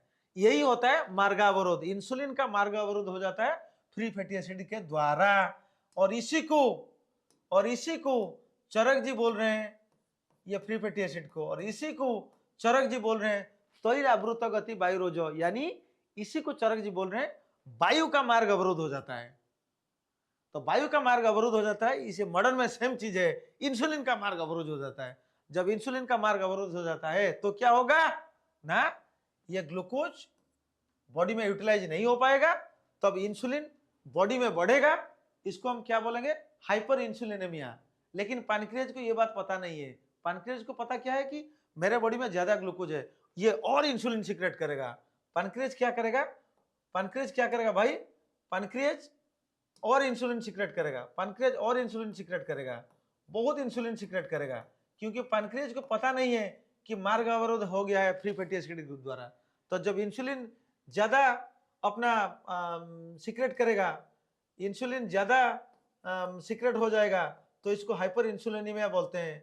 और हाइपर इंसुलिनेमिया जितना होगा इंसुलिन होगा, इधर क्या होगा ना, धीरे धीरे इंसुलिन रेजिस्ट हो जाएगा, वो ग्लूकोज को लेके टिश्यू में व्यवहार नहीं कर पाएगा। इसको बोलते हैं इंसुलिन, इसको बोलते हैं इंसुलिन रेजिस्टेंस सिंड्रोम, इसको बोलते हैं इंसुलिन रेजिस्टेंस सिंड्रोम। ये इंसुलिन नहीं जा पा रहा है। तो देखो कितना रेलिवेंसी है। जब इंसुलिन रेजिस्टेंस सिंड्रोम होता है तो ये टिपिकली मांस यानी मसल और मेद, मांस इधर था ना, मैं बोला भाई, मांस, मेद और मांस, ये मसल और मेद में ही इतने सारे चीज करता है। समझ में आ गया? ये तई आवृत मार्ग क्यों हो रहा है और ये संप्राप्ति क्या, ये मॉडर्न में भी सेम संप्राप्ति है। समझ में आ गया? तो ये हो गया अपना तई आवृत गति, ये ओज का मार्ग को अवरुद्ध कर देता है। तो इसमें क्या होगा, तब कष्ट साध्य मधुमेह हो जाता है हम लोगों का, कष्ट साध्य मधुमेह हो जाता है, मतलब मधुमेह साध्य मधुमेह होता है। ये इंसुलिन रेजिस्टेंस के बदले होता है जब हम लोग पेशेंट को एडवाइस करते हैं आप एक्सरसाइज करो, आप पंचकर्मा ट्रीटमेंट करो, तभी तो हम लोग संशोधन देते हैं, पंचकर्मा ट्रीटमेंट करो, अपना थोड़ा एक्सरसाइज करो, तब क्या होगा, ये फ्री फैटी एसिड क्या होगा, धीरे धीरे धीरे धीरे यहां से हट जाएगा। जब फ्री फैटी एसिड, ये फ्री फैटी एसिड जब धीरे धीरे इधर से हट जाएगा भाई, तो क्या होगा, जब फ्री फैटी एसिड धीरे धीरे इधर से हट जाएगा तो ये इंसुलिन क्या करेगा, अब ये इंसुलिन ग्लूकोज के पास आ जाएगा, तो वे तुरंत जाके मसल में घुस जाएगा। तो इसीलिए 30 minutes of brisk walking per day 5 days a week advice किया जाता है। ठीक है, और हम लोग आयुर्वेदा वाले और ये एलोपैथी वाले क्या करते हैं, मॉडर्न वाले, इसमें स्टार्टिन ग्रुप ऑफ दवाई दे देते हैं, जैसे कि आटोवास्टाटिन, रोजुवास्टाटिन दे देते हैं, ये फैट को निकलने के लिए। हम लोग क्या देते हैं, मैदाहर गुगलू दे देते हैं, हम लोग मैदाहर गुगलू दे देते हैं वहीं पे। और बहुत सारे कंपनियों का दवाई है, जैसे ट्राइग्लाइज दे देते हैं हम वृक्षामृत दे देते हैं। ठीक है, और हम लोग क्या करते हैं, पेशेंट को बोलते हैं कि तू एक्सरसाइज कर, ये सारे चीज को, कि बोलते हैं क्या, ये सारी चीज करो, त्यक्त तो व्यायाम करो, चिंता थोड़ा कम करो, एक्टिव रहो, संशोधन हम लोग पंचकर्मा ट्रीटमेंट एडवाइस करते हैं, उसमें विरेचन, अपना वस्ती, ये सारी चीज दे देते हैं। और क्या बोलते हैं ना, नबर न पान, अरुआ चावल वगैरह ये सारी चीज मत खाओ, हम बोलते हैं पेशेंट को। गुरु स्निग्ध अम्ल लवण, रसगुल्ला मीठा सारी चीज मना करते हैं, और आसे सुखानी बैठने के लिए हम मना करते हैं। वही है लॉजिक, इसके पीछे हम क्यों मना करते हैं। ठीक है, तो इसके बाद क्या होगा फिर भाई ना, जब ये सारे चीज हम लोग करेंगे तो मधुमेह खत्म हो जाएगा। तो ये जो साध्य मधुमेह चरक जी ने इसे बोले हैं, ये पर्टिकुलरली क्या डिनोट इधर करें, वो ये अपना जो टाइप 2 डायबिटीज के लिए ही वर्णन कर रहे हैं। ठीक है, और असाध्य जो बोले हैं वो टाइप 1 के लिए बोले हैं, जहां इंसुलिन सीक्रेट नहीं होता है। ठीक है, अब क्लैरिटी आ गया आपको, hope you have understood everything. तो इसके बाद क्या होगा, इसी प्रकार से मधुमेह में वायु, पित्त, कफ, इनके विकृत लक्षण बार बार दिखाई देते हैं।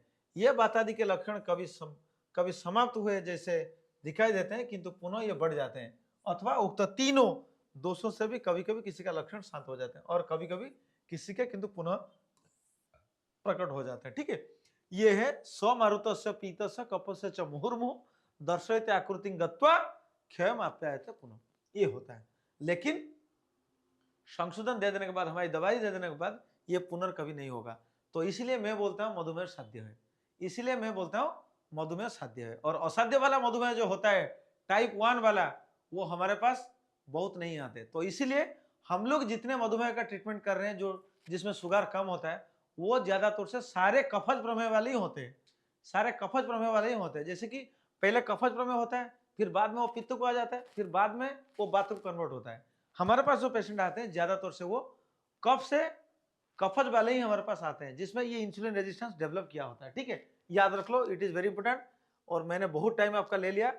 ठीक है, तो इसके बाद क्या होता है ना, जब ये मधुमेह क्या होता है ना, जब वो मधुमेह में शुगर का कंट्रोल नहीं होगा, यानी अपना मधुमेह जो चीज, ये सारी चीज कंट्रोल नहीं होगा, तो इसमें कुछ पीड़का उत्पन्न हो जाते हैं। ठीक है, इसमें क्या होगा ना, कुछ पीड़का उत्पन्न हो जाते हैं, जिसमें क्या होगा ना, पीड़का में क्या होगा ना, शरीर में बहुत दर्द होता है। तो इसमें क्या होता है ना, उपेक्षया, यानी समय पर यथाविधि मधुमेह की चिकित्सा ना करने पर उपेक्षा क्या होता है ना, जायते सप्त पीड़का, दारुण, बहुत कॉम्प्लिकेटेड 7 वैरायटी के पीड़का होते हैं। और ये पीड़का क्या करेगा, मांसलेषु अवकाशेषु मर्मसु अपिच संधिषु, ये मामस में क्या होगा, पीड़का हो जाएगा। ठीक है, वो मामस में पीड़का हो जाएगा, मतलब क्या ना, मर्म देश में, शरीरावय में, मांस प्रदेश में, मां और मर्मसु भी मर्म प्रदेश में हो जाएगा, शिर हृदय बस्ती सारे प्रदेश में, संधिसु संधि प्रदेश में हो जाएगा। तो मामस एग्जाम में आपका आएगा कि प्रमेय पीड़का जब होता है हम लोगों को, तो ये प्रमेय पीड़का में कौन से अपना जगह को वो अफेक्ट करता है, पीड़का स्थान क्या क्या है, एग्जाम में आएगा पीड़का स्थान क्या क्या है, पीड़का स्थान क्या क्या है। प्लेस ऑफ पीड़का, मधुमेह में प्लेस ऑफ पीड़का क्या क्या है ना, 3 चीज है। क्या क्या है भाई, मां मौस मांस मर्म संधि। तो ये पीड़का क्या क्या होगा, सराविका कच्छपिका जालिनी सरस्वती तथा अलजी विनता ख्या च विद्रदी चेती सप्तमी, ये 7 प्रकार का हो गया। It is very very important. और हम अब लोग क्या डिस्कशन करेंगे, ये कुछ चीज हम डिस्कशन करेंगे।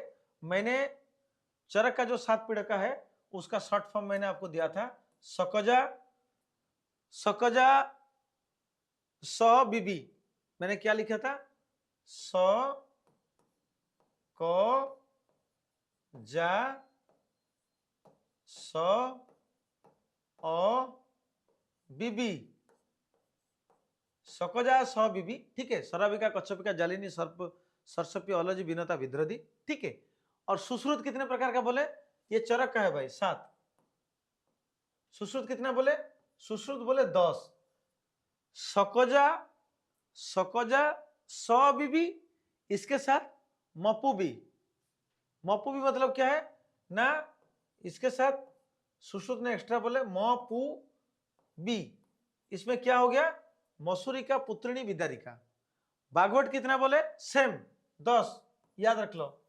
और भोजन में कितना बोले, 9।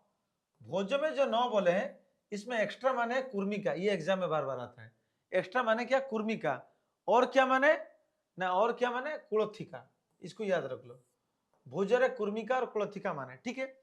और काश्यप में कितना माने ना, काश्यप में 8 माने हैं, जिसमें क्या बोले वो, ठीक है ना, 8 जो माने हैं इसमें क्या बोले वो औरुंसिका लिख दिए, जो एक एक्स्ट्रा पॉइंट, इसको याद रख लो आप अच्छी तरह, ये एग्जाम में आपका बार बार आता है, ठीक है। इसमें क्या होता ना, इसमें हम लोग क्या करेंगे फिर और एक बार मैं बोल देता हूं, चरक का 7 है, ठीक है। काश्यप ने 8 बोले, सुश्रुत का चरक 7 बोले, सुश्रुत में क्या करे और 3 ऐड कर दिया, मपूबी मसूरी का पुत्रिणी विदरिका। बागवट में सेम। और अपना काश्यप में क्या है ना, चरक का 7 प्लस अरुंसिका, चरक का 7 प्लस अरुंसिका, ठीक है। भोजन ने क्या किए ना, चरकोक्त 6, भोजन ने क्या किया, चरकोक्त 6 प्लस कुलथिका पुत्रिणी विदारिका, कुलथिका पुत्रिणी विदारिका बोले, जिसमें कुलथिका एग्जाम में बार बार आता है। और इसमें क्या नहीं है ना, इसमें भिन्नता नहीं माने हैं। और कुर्मिका इन द प्लेस ऑफ कच्छपिका, कुर्मिका कहां माने, कुर्मिका इन द प्लेस ऑफ कच्छपिका, समझ में आ गया। इसके बाद हम सुश्रुत का 10 जो कि चरक का 7 और मसूरी का पुत्रिणी विदरिका मपू बी, ये सारे स्थान मैं आपको बोल चुका हूं, ठीक है। और इसके बाद क्या होगा, हम लोग डिस्कशन करेंगे सराविका। सराविका क्या होगा ना, सराविका, ये सराविका मैं देखा हूं, मैं प्रमेय पीड़िका का एक पेशेंट मेरे पास आया था, प्रमेय पीड़िका का मैं देखा हूं, मैं उसको फोटो भी लिखा हूं, कभी टाइम नहीं मिल रहा है, नहीं तो दिखा नहीं पा रहा हूं, लेकिन बाद में जरूर दिखाऊंगा आपको। क्या है, अंतोन्नता मध्य निम्ना श्यावा क्लेद रुक नुता सराविका सात पीड़का सराबा आकृति संस्थिता। अंतोन्नता मिडिल में उन्नत होगा, एलिवेट होगा, मध्य निम्ना, ठीक है। अंतोन्नता यानी अगर ऐसा होगा तो ये मिडिल में क्या होगा, एलिवेट होगा, उठ के रहेगा, और निम्न में क्या, दबा के रहेगा। श्यावा व्हाइट कलर का होगा, क्लेद रुक नीता सूढ़ होगा और क्लेद होगा। ये अंतोन्नता मध्य निम्न, ये बहुत इंपॉर्टेंट है, एग्जाम में आता है। और कच्छपिका क्या है, कच्छपिका क्या है, अवगाढ़ अर्थी निस्तोदा, ये अवगाढ़ होता है, गहराई ज्यादा रहता है, और पीड़ा और तुद होता है। महावास्तु परिग्रह, ये बार बार एग्जाम में आता है, महावास्तु परिग्रह। श्रखणा कच्छप पृष्ठभा, इसमें क्या, कच्छप के पृष्ठ के बारे में दिख तरह, कच्छप ये जो अगर होगा तो उसका पृष्ठ कैसा होता है, ऐसा होता है ना भाई, तो कच्छप के पृष्ठ की बातें दिखता है, श्लक्ष्ण होता है, ठीक है, ये होता है कच्छपिका। इसके बाद हम लोग डिस्कशन करेंगे क्या, जालिनी। जालिनी एग्जाम में बहुत बार आता है। जालिनी होता है क्रुच्छ साध्य। जालिनी क्या होता है ना, क्रुच्छ साध्य, इसको याद रख लो, जालिनी क्रुच्छ साध्य होता है, ठीक है। जालिनी होता है क्रुच्छ साध्य। ये क्या होगा ना, स्तब्धा शिरा जालवती, ये शिरा जाल की तरह होता है। जालिनी जो होता है ये शिरा जाल की तरह होता है आपको, ठीक है, शिरा जाल की तरह दिखेगा। स्निग्ध स्रवा, ठीक है, और इसमें स्निग्ध श्राव होता है, महाशया, ठीक है। और ये जिसका आशय ये बहुत बड़ा दिखता है, रुजा रुजा निस्तोद बहुड़ा सूक्ष्म छिद्रा च जालिनी। It is very important, exam में आता है, ठीक है, ठीक है। रुजा निस्तुद बहुला सूक्ष्म छिद्रा तो जालिनी। इसके बाद और ये जालिनी क्या होता है ना, जालिनी होता है कुछ सद्य, ठीक है। और फिर आएगा क्या ना, जालिनी के बाद आएगा सरसपी। सरसपी क्या होता है, एग्जाम में आता है, पीड़का नाती महती, ज्यादा बड़ा नहीं होगा, क्षिप्र पाका, बहुत शीघ्र पाक हो जाता है, महारोजा, ये होता है इंपॉर्टेंट, ये एग्जाम में आता है, ठीक है। और इसके बाद ओलॉजी। ओलॉजी क्या होता है, दहती त्वचम उत्थाने तृष्णा मह ज्वर प्रदा विसर्पयति निशंग दुखा दहती अग्नि व ओलॉजी। इसको देख लेना, वो दहन करता है वो, इट इज इंपॉर्टेंट, ये भी ऑनलाइन वाले चीज को याद रख लो, ठीक है, एग्जाम में आता है, ये सारे चीजों को भी आप याद रख लो। और ये जो एलर्जी होता है, ये एलर्जी के बारे में जो मैं बोला उसको आप अच्छी तरह से याद रख लो, ठीक है। इसके बाद हम लोग क्या डिस्कशन करेंगे ना, विनोता। विनोता बहुत इंपॉर्टेंट, बार बार एग्जाम में आता है। अवगाढ़ रुजा क्लेदा पृष्ठे, पृष्ठे बापी उदरे बापी, पृष्ठ में होता है, उदर में वो होता है, वेरी वेरी इंपॉर्टेंट। महती, ये महत होता है। विनोता नीड़ा पीड़का, इसमें नीड़ पीड़का होता है, मैं जिंदगी में नहीं देखा, लेकिन अगर मिलेगा मेरे मिल सकता है, देखेंगे तो, ठीक है।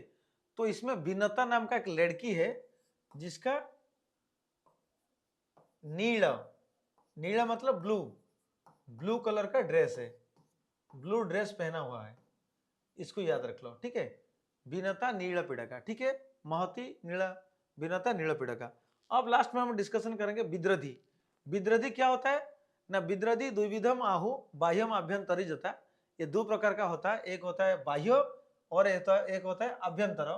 और इसमें क्या होता है, त्वक स्नायु मांसोत्था कंडरावा महारुजा। इट इज वेरी इंपॉर्टेंट, ये इसका मैं शॉर्ट फॉर्म दे दिया हूं कि विद्रधि में क्या पाक होता है, एमटीएस। विद्रधि में जो पाक होता है क्या पाक होता है, त्वक, ठीक है, और मांस, ठीक है, और अपना क्या होता है, त्वक होता है, मांस होता है, और त्वक स्नायु, और एक स्नायु होता है, और एक स्नायु होता है। तो इसका फॉर्मूला में दे दिया एमटीएस, मल्टीटास्किंग स्टाफ, ठीक है।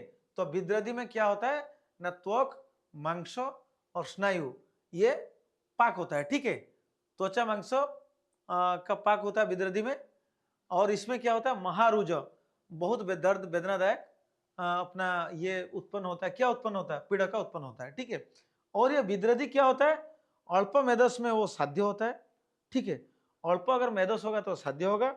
और ये विद्रधि क्या है, पित्त प्रधान यानी पित्त लोण होता है, ठीक है, समझ में आ गया।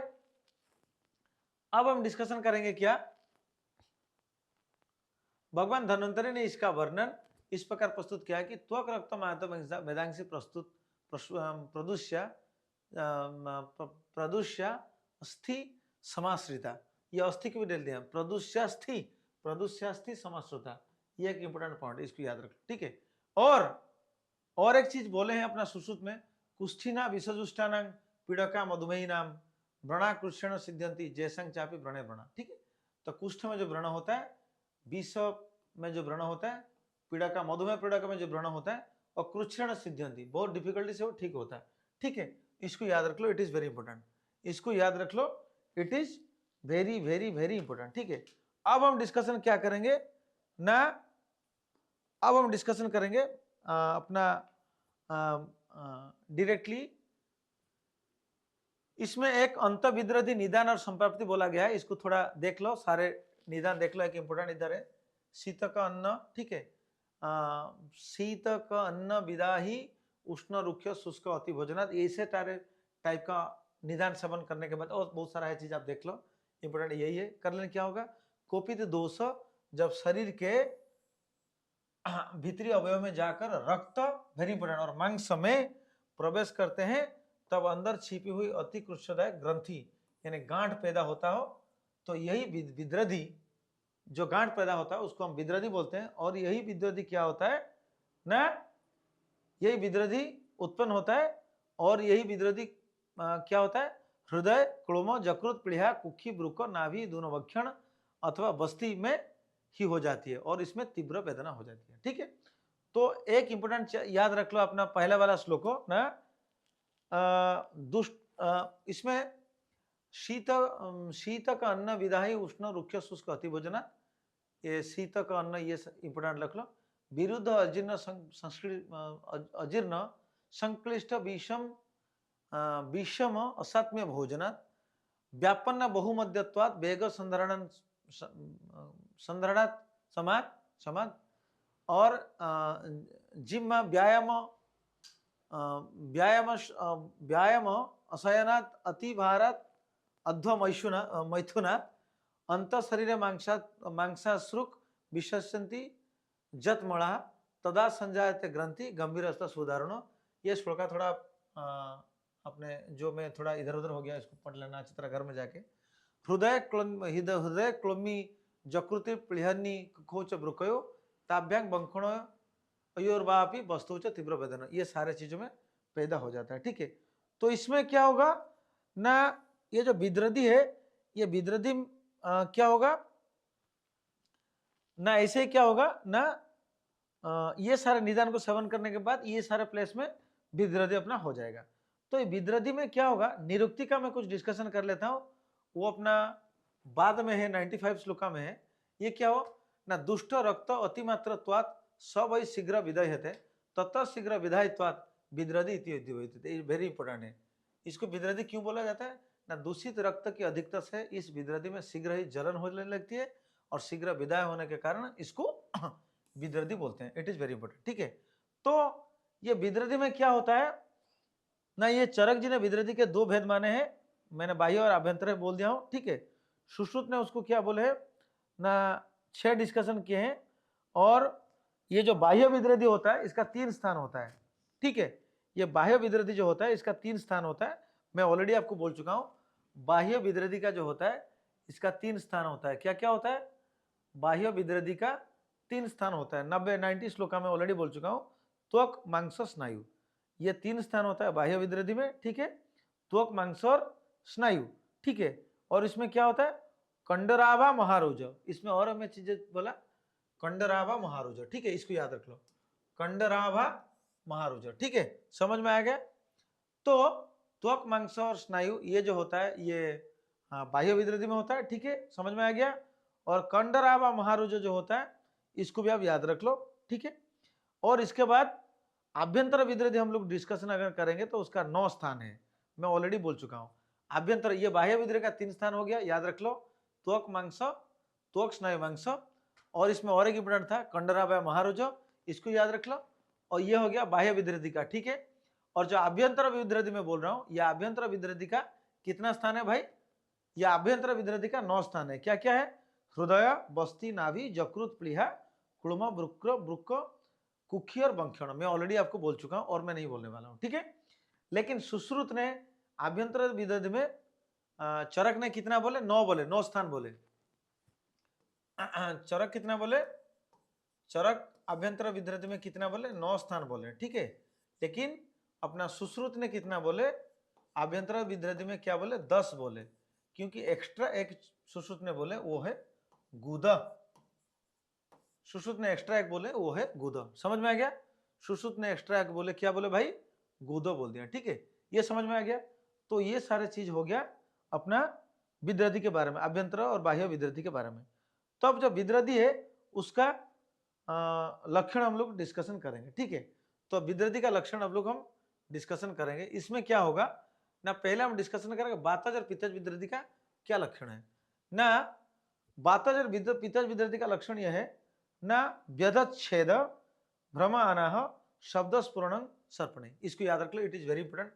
व्यध छेद भ्रम अनह शब्द स्मरण सर्पणे, ठीक है। इसमें बींधने या चुभने से समान वेदना हो अथवा छेदन करने की जैसी पीड़ा हो, भ्रम आना हो, शब्द स्फुरण तथा सर्पण के लक्षण दिख रहे हो, फैलना, सर्पण मतलब फैलना के लक्षण दिख रहे हो, तो इसको हम बोलेंगे कि ये वातजनित अंतर्विद्युति समझना चाहिए।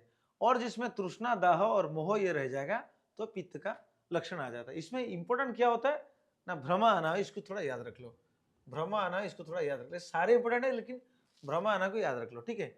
ये फिर इसके बाद क्या करेंगे, कफज अंतर्विद्युति का लक्षण पढ़ेंगे, ये बहुत इंपॉर्टेंट, इस श्लोक का याद रख लो। जृंभा उत्क्लेश अरुचि स्तंभ शीतक श्लेष्मिक बिंदु, ठीक है। सर्वसूच महत्सुणंग विद्रति सूच उपजायते, इसको इंपॉर्टेंट याद रख लो, ये सारे चीज इंपॉर्टेंट है, इट इज वेरी इंपॉर्टेंट। जृंभा होगा, उत्क्लेश होगा, अरुचि होगा, स्तंभ होगा, ये सारे चीज, ठीक है। बहुत स्थूल होगा इसमें, ये हो गया अपना कफज अंतर्विद्रति, समझ में आ गया, ये हो गया कफज अंतर्विद्रति। तो बातज गया, पीतज गया और कफज गया। फिर अब त्रिदोष के बारे में हम डिस्कशन करेंगे, जो बहुत इंपॉर्टेंट है, एग्जाम में आता है। त्रिदोष में क्या होता है ना, अपना शस्त्र अस्त्र भी भिद्यतः इव च उन्मुख इव दह्यते विद्रति व्यम्लतांग जात वृश्चिक इव दस्यते। वृश्चिकवत पीड़ा और किसमें था, वृश्चिक दंशनवत पीड़ा और किसमें था, याद करके मेरे को बताना, वो एग्जाम में आता है, ठीक है। तो इसमें ना ये पकते हुए विद्रति में शस्त्र अस्त्र के काटने की बात पीड़ा, और उल्म के वो मतलब जलती हुई लकड़ी, पूछा जाएगा उल्म के वो मतलब क्या है ना, जल, उल्मुख का मतलब होता है ना जलती हुई लकड़ी की जलाने सदृश दाह, और जब विद्रति विशेष दाह को प्राप्त होती है तो ऐसा मालूम हो जाता है कि मानव उस स्थान पर अनेक बिच्छू का डस्ट, जैसे कि स्कॉर्पियन बाइट इधर हो रहा है, और वृश्चिक का दंशनवत पीड़ा किस डिजीज में होता है, मेरे को डालना ग्रुप में, ठीक है। इसके बाद हम लोग क्या करेंगे ना, ये सारे चीज गया, इसके बाद हम लोग, हाँ, ये पश्चिमाना विद्रति का लक्षण हम लोगों का गया, ठीक है। इसके बाद हम लोग क्या करेंगे ना, डिस्कशन करेंगे विद्रधियों का। नेक्स्ट विद्रधि का कॉन्टेक्स्ट में चरक जी क्या बोल रहे हैं ना, श्राप के बारे में डिस्कशन करेंगे, जैसे कि तनु रुक्ष अरुणंग श्यावंग फेनिलंग बात विद्रधि, ठीक है। बातिक विद्रधि में जो लक्षण होगा, इट इज वेरी इंपॉर्टेंट, श्राव वाला चीज बहुत इंपॉर्टेंट, एग्जाम में तो एक बार आ ही जाता है। तनु रुक्ष अरुण श्याव फेनिल, ये बात विद्रधि में होगा। तिल मास कुलत्थ उदस कुलत्थो, ये सारे चीजों का जो लक्षण ये पीत विद्रधि में आएगा, ठीक है। और श्लेष्म के क्या होगा, स्रवती श्वेतंग पिछड़ंग बहलंग, बहु इंपोर्टेंट, लक्षण सर्वम एतत् भजते सान्निपाती गई, इसको भी सारे चीजों को आप याद रख लो। इसके बाद हम लोग क्या डिस्कशन करेंगे कि अंतर्विद्रोधी का जो अंतर्विद्रोधी होता है, ये अंतर्विद्रोधियों का क्या करेंगे हम लोग। हाँ, और एक बात ध्यान रखो, ये बातज पित्तज कफज का मैं तो डिस्कशन आपके सामने कर दिया, और अब अंतर्विद्रोधी का सापेक्ष निदान हम लोग डिस्कशन करेंगे, ठीक है। तो चरक अनुसार 9 स्थान था अंतर्विद्रोधी का, ठीक है। चरक अनुसार 9 स्थान था अपना अंतर्विद्रोधी, तो इसका सापेक्ष निदान हम लोग करेंगे, डिफरेंशियल डायग्नोसिस, किसमें क्या क्या लक्षण आएगा, ये इट इज वेरी इंपॉर्टेंट, इसको याद रख लो। पहले हृदय में अगर होगा तो क्या लक्षण आएगा ना, हृदय घट्टनम तमक प्रमोह काश श्वास, इट इज वेरी इंपॉर्टेंट, याद रख लो, ठीक है। अपना बुक में अंडरलाइन कर दो, ये थोड़ा हैजी है, ठीक है। क्या होगा, हृद घट्टनम तमक प्रमोह काश श्वास, और नाभि में होगा तो हिक्का, इट इज वेरी इंपॉर्टेंट, नाभि में होगा तो हिक्का, ना ही, मैं फॉर्मूला इसको दिया हूं क्या, ना ही, नाभि में होगा तो हिक्का होगा, एग्जाम में बार बार आता है ये। और जकृत में होगा तो क्या होगा, श्वासो, जकृत में होगा तो श्वासो होगा, ठीक है। और इसके बाद प्लीहा में होगा उच्छ्वास अवरोध, श्वास अवरोध, क्लुम में होगा पिपासा मुखशोष ग्रह, ग्रह ग्रह, मुखशोष और कहाँ था याद करके कंपेल कर देना, ठीक है।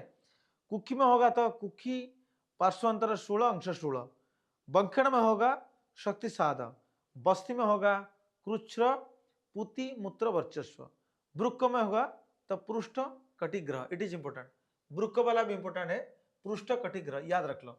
नाभि में हिक्का और जकृत में श्वास, ठीक है। और अपना वृक्क में होगा तो पृष्ठ कटिग्रह, यह हो गया अपना चरक के बारे में, ठीक है। सुश्रुत जी ने 10 स्थान में क्या क्या बोले हैं देख लो ना, हृदय में होगा तो सुश्रुत जी ये बोल रहे हैं सर्वांग ग्रह तीव्र हृदय शूल। और सुश्रुत में नाभि में होगा तो क्या बोले, चरक बोल रहे हैं, नाभि में होगा तो हिक्का, लेकिन सुश्रुत भी सेम चीज बोल रहे हैं, नाभि में हिक्का बोल रहे हैं और इसके साथ एक्स्ट्रा ऐड कर रहे हैं आटोप। सुश्रुत नाभि में हिक्का बोले और एक्स्ट्रा सुश्रुत क्या बोल रहे हैं, आटोपो। ठीक है, सुश्रुत एक्स्ट्रा बोल रहे हैं क्या, आटोपो। इसके बाद सुश्रुत जी जकृत में होगा तो चरक बोल रहे हैं श्वास, लेकिन सुश्रुत बोल रहे हैं जकृत में होगा तो श्वास के साथ तृष्णा होगा। ठीक है, प्लीहा में होगा तो चरक बोल रहे हैं उच्छ्वास उपरोध, सुश्रुत भी बोल रहे हैं उच्छ्वास अवरोध। ठीक है, ये चरक बोल रहे हैं उच्छ्वास उपरोध, सुश्रुत बोल रहे हैं उच्छ्वास अवरोध। क्लोमा में होगा तो पिपासा मुखशोष गलग्रह, ये चरक बोल रहे हैं, सुश्रुत बोल रहे हैं खाली पिपासा। कुक्षी में होगा तो चरक बोल रहे हैं कुक्षी पार्श्वंतर शूल अंश शूल, सुश्रुत बोल रहे हैं मारुत कोपनम, सुश्रुत बोल रहे हैं मारुत कोपनम। बंखण में होगा तो चरक बोल रहे हैं शक्ति साध, लेकिन सुश्रुत बोल रहे हैं बंखण में होगा तो तीव्र कटि पृष्ठ ग्रह। ठीक है, और चरक बोल रहे हैं बस्ती में होगा तो कृच्छ पुतिमूत्र वर्चस्व, और सुश्रुत बोल रहे हैं मलमूत्र त्याग में कष्ट दुर्गंधी होता है। और ब्रुक को कहा तो चरक बोल रहे हैं पृष्ठकटि ग्रह, तो वेरी इंपॉर्टेंट एग्जाम में आता है, लेकिन सुश्रुत बोल रहे हैं पार्श्व संकोच। सुश्रुत बोल रहे हैं क्या, पार्श्व संकोच, याद रख लो एग्जाम में बार बार आता है।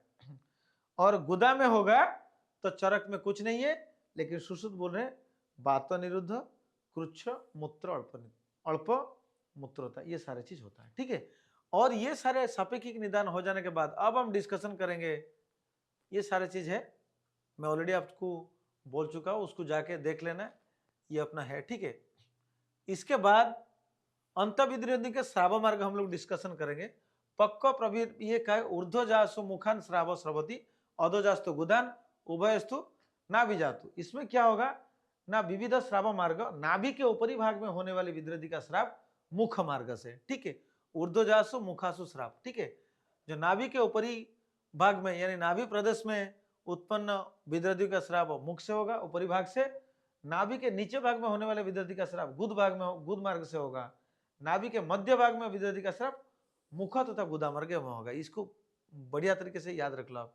ठीक है, क्या मैं बोला, नाभि के ऊपरी भाग में होगा तो मुख मार्ग से, और नाभि के नीचे भाग में होगा तो गुद मार्ग से, और नाभि के मध्य भाग में होने वाली जो विद्रोधी का श्राव होगा वो मुख तथा गुदा मार्ग में होगा। ठीक है, इसके बाद हम लोग नेक्स्ट 103 में पढ़ेंगे, 103 में श्लोका में पढ़ेंगे कि मृत्युकारक तथा शीघ्र शांत करने योग्य विद्रोधी क्या है ना, ये कि हृदय नाभि बस्ती स्थानों में उत्पन्न सन्निपात अंतर विद्रोधी यदि पक जाती है तो वो मृत्युकारक होती है। अनेक उनके अतिरिक्त जो विद्रोधी है वो कुशल तथा शीघ्र चिकित्सा करने वाले चिकित्सकों को पाकर शांत ही हो जाते। इसलिए शस्त्र सर्प बिजली और आग से समान तत्काल उत्पन्न विद्रोधी की स्नेहन स्वेदन विरेचन आदि सभी चिकित्सा विधियों से गुल्म की भांति चिकित्सा करे। इसलिए इधर लिखा गया है कि ये एग्जाम में आएगा आपका, स्नेह विरेचनी, ये जो मैं बोला स्नेह विरेचनी, स्नेह विरेचनी, ये जो वाला श्लोका है। ठीक है, स्नेह विरेचनी, ठीक है, स्वेदन क्रमे सर्वसु गुल्मवत चेती, ये किसके बारे में बोला गया ना, स्नेहन और अपना विरेचन विरेचनी। ठीक है, और अपना स्वेदन क्रिया, ये सारे चीज करने से क्या होता है ना, स्नेहन स्वेदन और विरेचन आदि कर्म करने से इसका गुल्म की भांति चिकित्सा करें और ये शांत हो जाता है। और पाक होने से पहले सदा सर्वदा विद्रोधी का चिकित्सा आप लोग करते रहे। ठीक है, और ये जो विद्रोधी है, ये विद्रोधी क्या होता है ना, देखो भाई ना, त्रिमर्म स्थली यानी हृदय बस्ती नाभि, इसमें हृदय बस्ती नाभि, इसमें अगर विद्रोधी होगा परिपक्व हो जाएगा, और त्रिदोष जो विद्रोधी, ठीक है, ये सारे क्या मरणांतक विद्रोधी होते हैं। ये मरणांतक विद्रोधी क्या का होता है, हृदय नाभि बस्ती, और एक बार मैं बोल रहा हूं, हृदय नाभि बस्ती में होगा और ये परिपक्व हो जाएगा और त्रिदोष जो होगा, इतना कंडीशन होगा तो ये मरणांतक विद्रोधी होता है। और इसका चिकित्सा कैसे ना गुल्मवत, ये एग्जाम में आता है, ये एग्जाम में आता है। इसका चिकित्सा क्या है ना गुल्मवत। और इसमें क्या क्या चिकित्सा हम देंगे ना स्नेह, विरेचन, स्वेदन आदि चिकित्सा देंगे। और इसमें क्या करेंगे पाक होने से पहले ही इसका चिकित्सा हम करें, ठीक है। इसके बाद हम लोग नेक्स्ट क्या डिस्कशन करेंगे, इसके बाद हम सुश्रुत में भी ऐसा डिस्कशन कर रहे हैं कि नीचे की ओर व्रण का श्राप होने पर मनुष्य जीवित रह सकता है, ऊपर की ओर जिन विद्रोधियों का श्राप होता है उनमें प्राय मृत्यु हो जाता है। ऊपर श्राप वाले विद्रोधियों का मुख आदि भीतर की ओर न होकर सौभाग्य से बाहर की ओर हो जाता है, तब भी मनुष्य बच सकता है, ठीक है। यह सुश्रुत का उक्ति है। इसके बाद हम लोग डिस्कशन करेंगे कि बिना प्रमेहम अपि एता जायन्ते दुष्ट मेधस, जिनका प्रमेय नहीं है, ये तो प्रमेय के बारे में डिस्कशन किया जाता है, जिनका प्रमेय नहीं है, ठीक है, और जिनका प्रमेय नहीं है लेकिन मेद धातु अगर दूषित हो जाता है उनका प्रमेय रोग के बिना ही पीड़कें हो जाते हैं, ठीक है। जिनका प्रमेय नहीं है लेकिन मेद धातु दूषित हुए तो बिना प्रमेय का भी पीड़का हो जाता है, किंतु इसका इनका स्वरूप तब तक स्पष्ट नहीं होता तब तक कि अपने स्थान को पूर्ण रूप से घेर नहीं लेती। इसीलिए जब स्थौल्य और मेद वृद्धि होता है तो स्वेदन मना किया गया है, क्योंकि उनका पाक हो जाता है। समझ में आ रहा है, हम लोग को पता नहीं चलता है, ठीक है। तो इसके बाद हम लोग डिस्कशन करेंगे असह्य यानी असाध्य पीड़का क्या क्या हो सकता है, ठीक है। तो बिना प्रमेय का पीड़का मैं ऑलरेडी बोल चुका हूं, जिसमें दुष्ट मेधस्व रह सकता है, ठीक है। और स्थानानुसार असाध्य क्या क्या होता है 107 श्लोका में है, जो मैं बाल में बोलूंगा आपको, ठीक है। और असह्य पीड़ा का असाध्य पीड़ा का क्या क्या है स क जा, इसको याद रख लो। असह्य पीड़ा का क्या क्या होता है स क और जा, ये असाध्य पीड़ा का होता है क्या क्या स क जा, याद रख लो। असाध्य पीड़ा का क्या क्या है स क जा, शराबिका कच्छपिका जालिनी चेती दूसरा जायन्ते ता ही अति बड़ा प्रभुत श्लेष्म मदस।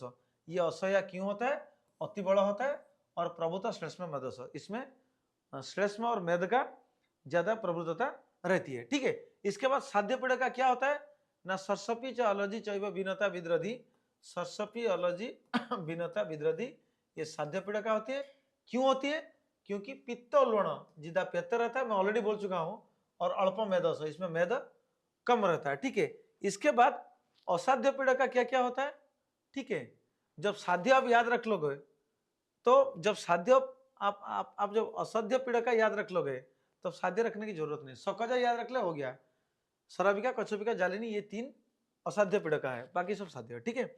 और असाध्य पीड़का है क्या होगा, क्यों असाध्य पीड़का और क्या क्या असाध्य ना जिनके मर्म स्थान में गोद प्रदेश में पश्नो प्रदेश में, ठीक है, पसलियों में स्तन में संधि में पाद में होता है, ये सारे पीड़ों का असाध्य ही होते हैं, इसको याद रख लो। इसके बाद हम लोग डिस्कशन क्या करेंगे पीड़काओं के उपद्रव क्या हो सकता है ना त्रुट श्वास मांस का गल जाना है, त्रुट होगा श्वास होगा मांस का गल जाना सड़ना, ठीक है। और मूर्छा हिचकी मद ज्वर विसर्प, ठीक है, हृदय का अवरोध होना, ये सारा चीज हो जाता है, ठीक है। इसको याद रख लो। इसके बाद एक वेरी इंटरेस्टिंग चीज हम पढ़ेंगे कि दोषों का गति क्या क्या होता है, ये वेरी इंपॉर्टेंट चीज होता है। जैसे कि हम लोग अपने बीएमएस से यही पढ़ के आ रहे हैं, जब कोई आदमी अहित आहार विहार कर लेता है तो इसके शरीर में क्या होता है ना आमो फॉर्मेशन हो जाता है। तो ये आमो क्या करता है ना कोष्ठ शाखा तक जाता है। शाखा क्या है ना रक्तादो धातवस्तक, ऑलरेडी 11 चैप्टर में पढ़ा दिया हूं। तो ये सारे स्रोतस में फैल जाता है। और क्या क्या है, और ऐसे दोष कोष्ठ से बहुत मार्गों में जाता है, और जिस मार्ग में जाके दोष रह जाता है वही विकार उत्पन्न कर देता है। इसीलिए अब जो हम डिस्कशन करेंगे दोषों के क्या क्या गति हो सकता है, वो वाला गति हम डिस्कशन करेंगे। तो दोषों का गति क्या क्या हो सकता है, पहले बोला गया है क्षय स्थान वृद्धि दूषण त्रिविधा गति। इट इज वेरी इंपॉर्टेंट, याद रख लो, ये बहुत बार एग्जाम में आता है। क्षय स्थान वृद्धि दूषण त्रिविधा, 3 प्रकार गति होता है, ऊर्ध्व च अर्ध च तिर्यक च, ठीक है, विज्ञान त्रिविधा अपरा, और ऊर्ध्व अध और तिर्यक होके ये 3 प्रकार का हो गया, ठीक है।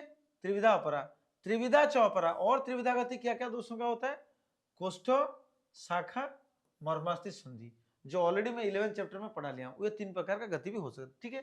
तो दोषों का कितना गति में बोला मैं, पहला गति दोषों का क्या बोला अर्ध उर्ध्व तिर्यक, फिर बोला कोष्ठ शाखास्थि मर्माणी संधि, फिर स्थान क्षय वृद्धि, ठीक है।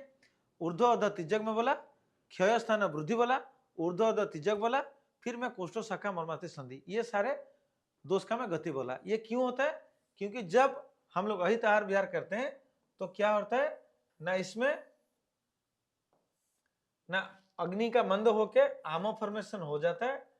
जब आम का फॉर्मेशन होता है तब क्या होगा, जब आम का फॉर्मेशन होता है ना, ये आम क्या करेगा, शरीर में जाएगा, इधर उधर इधर उधर जाएगा, हर जगह कहां जाएगा, उसका एक गति होगा। क्या आती, यह क्षय स्थान वृद्धि गति भी हो सकता है, उसका ऊर्ध्व त्रिज्य गति भी हो सकता है, और उसका कोष्ठ शाखा मर्मास्थि संधि भी हो सकता है। समझ में आ गया?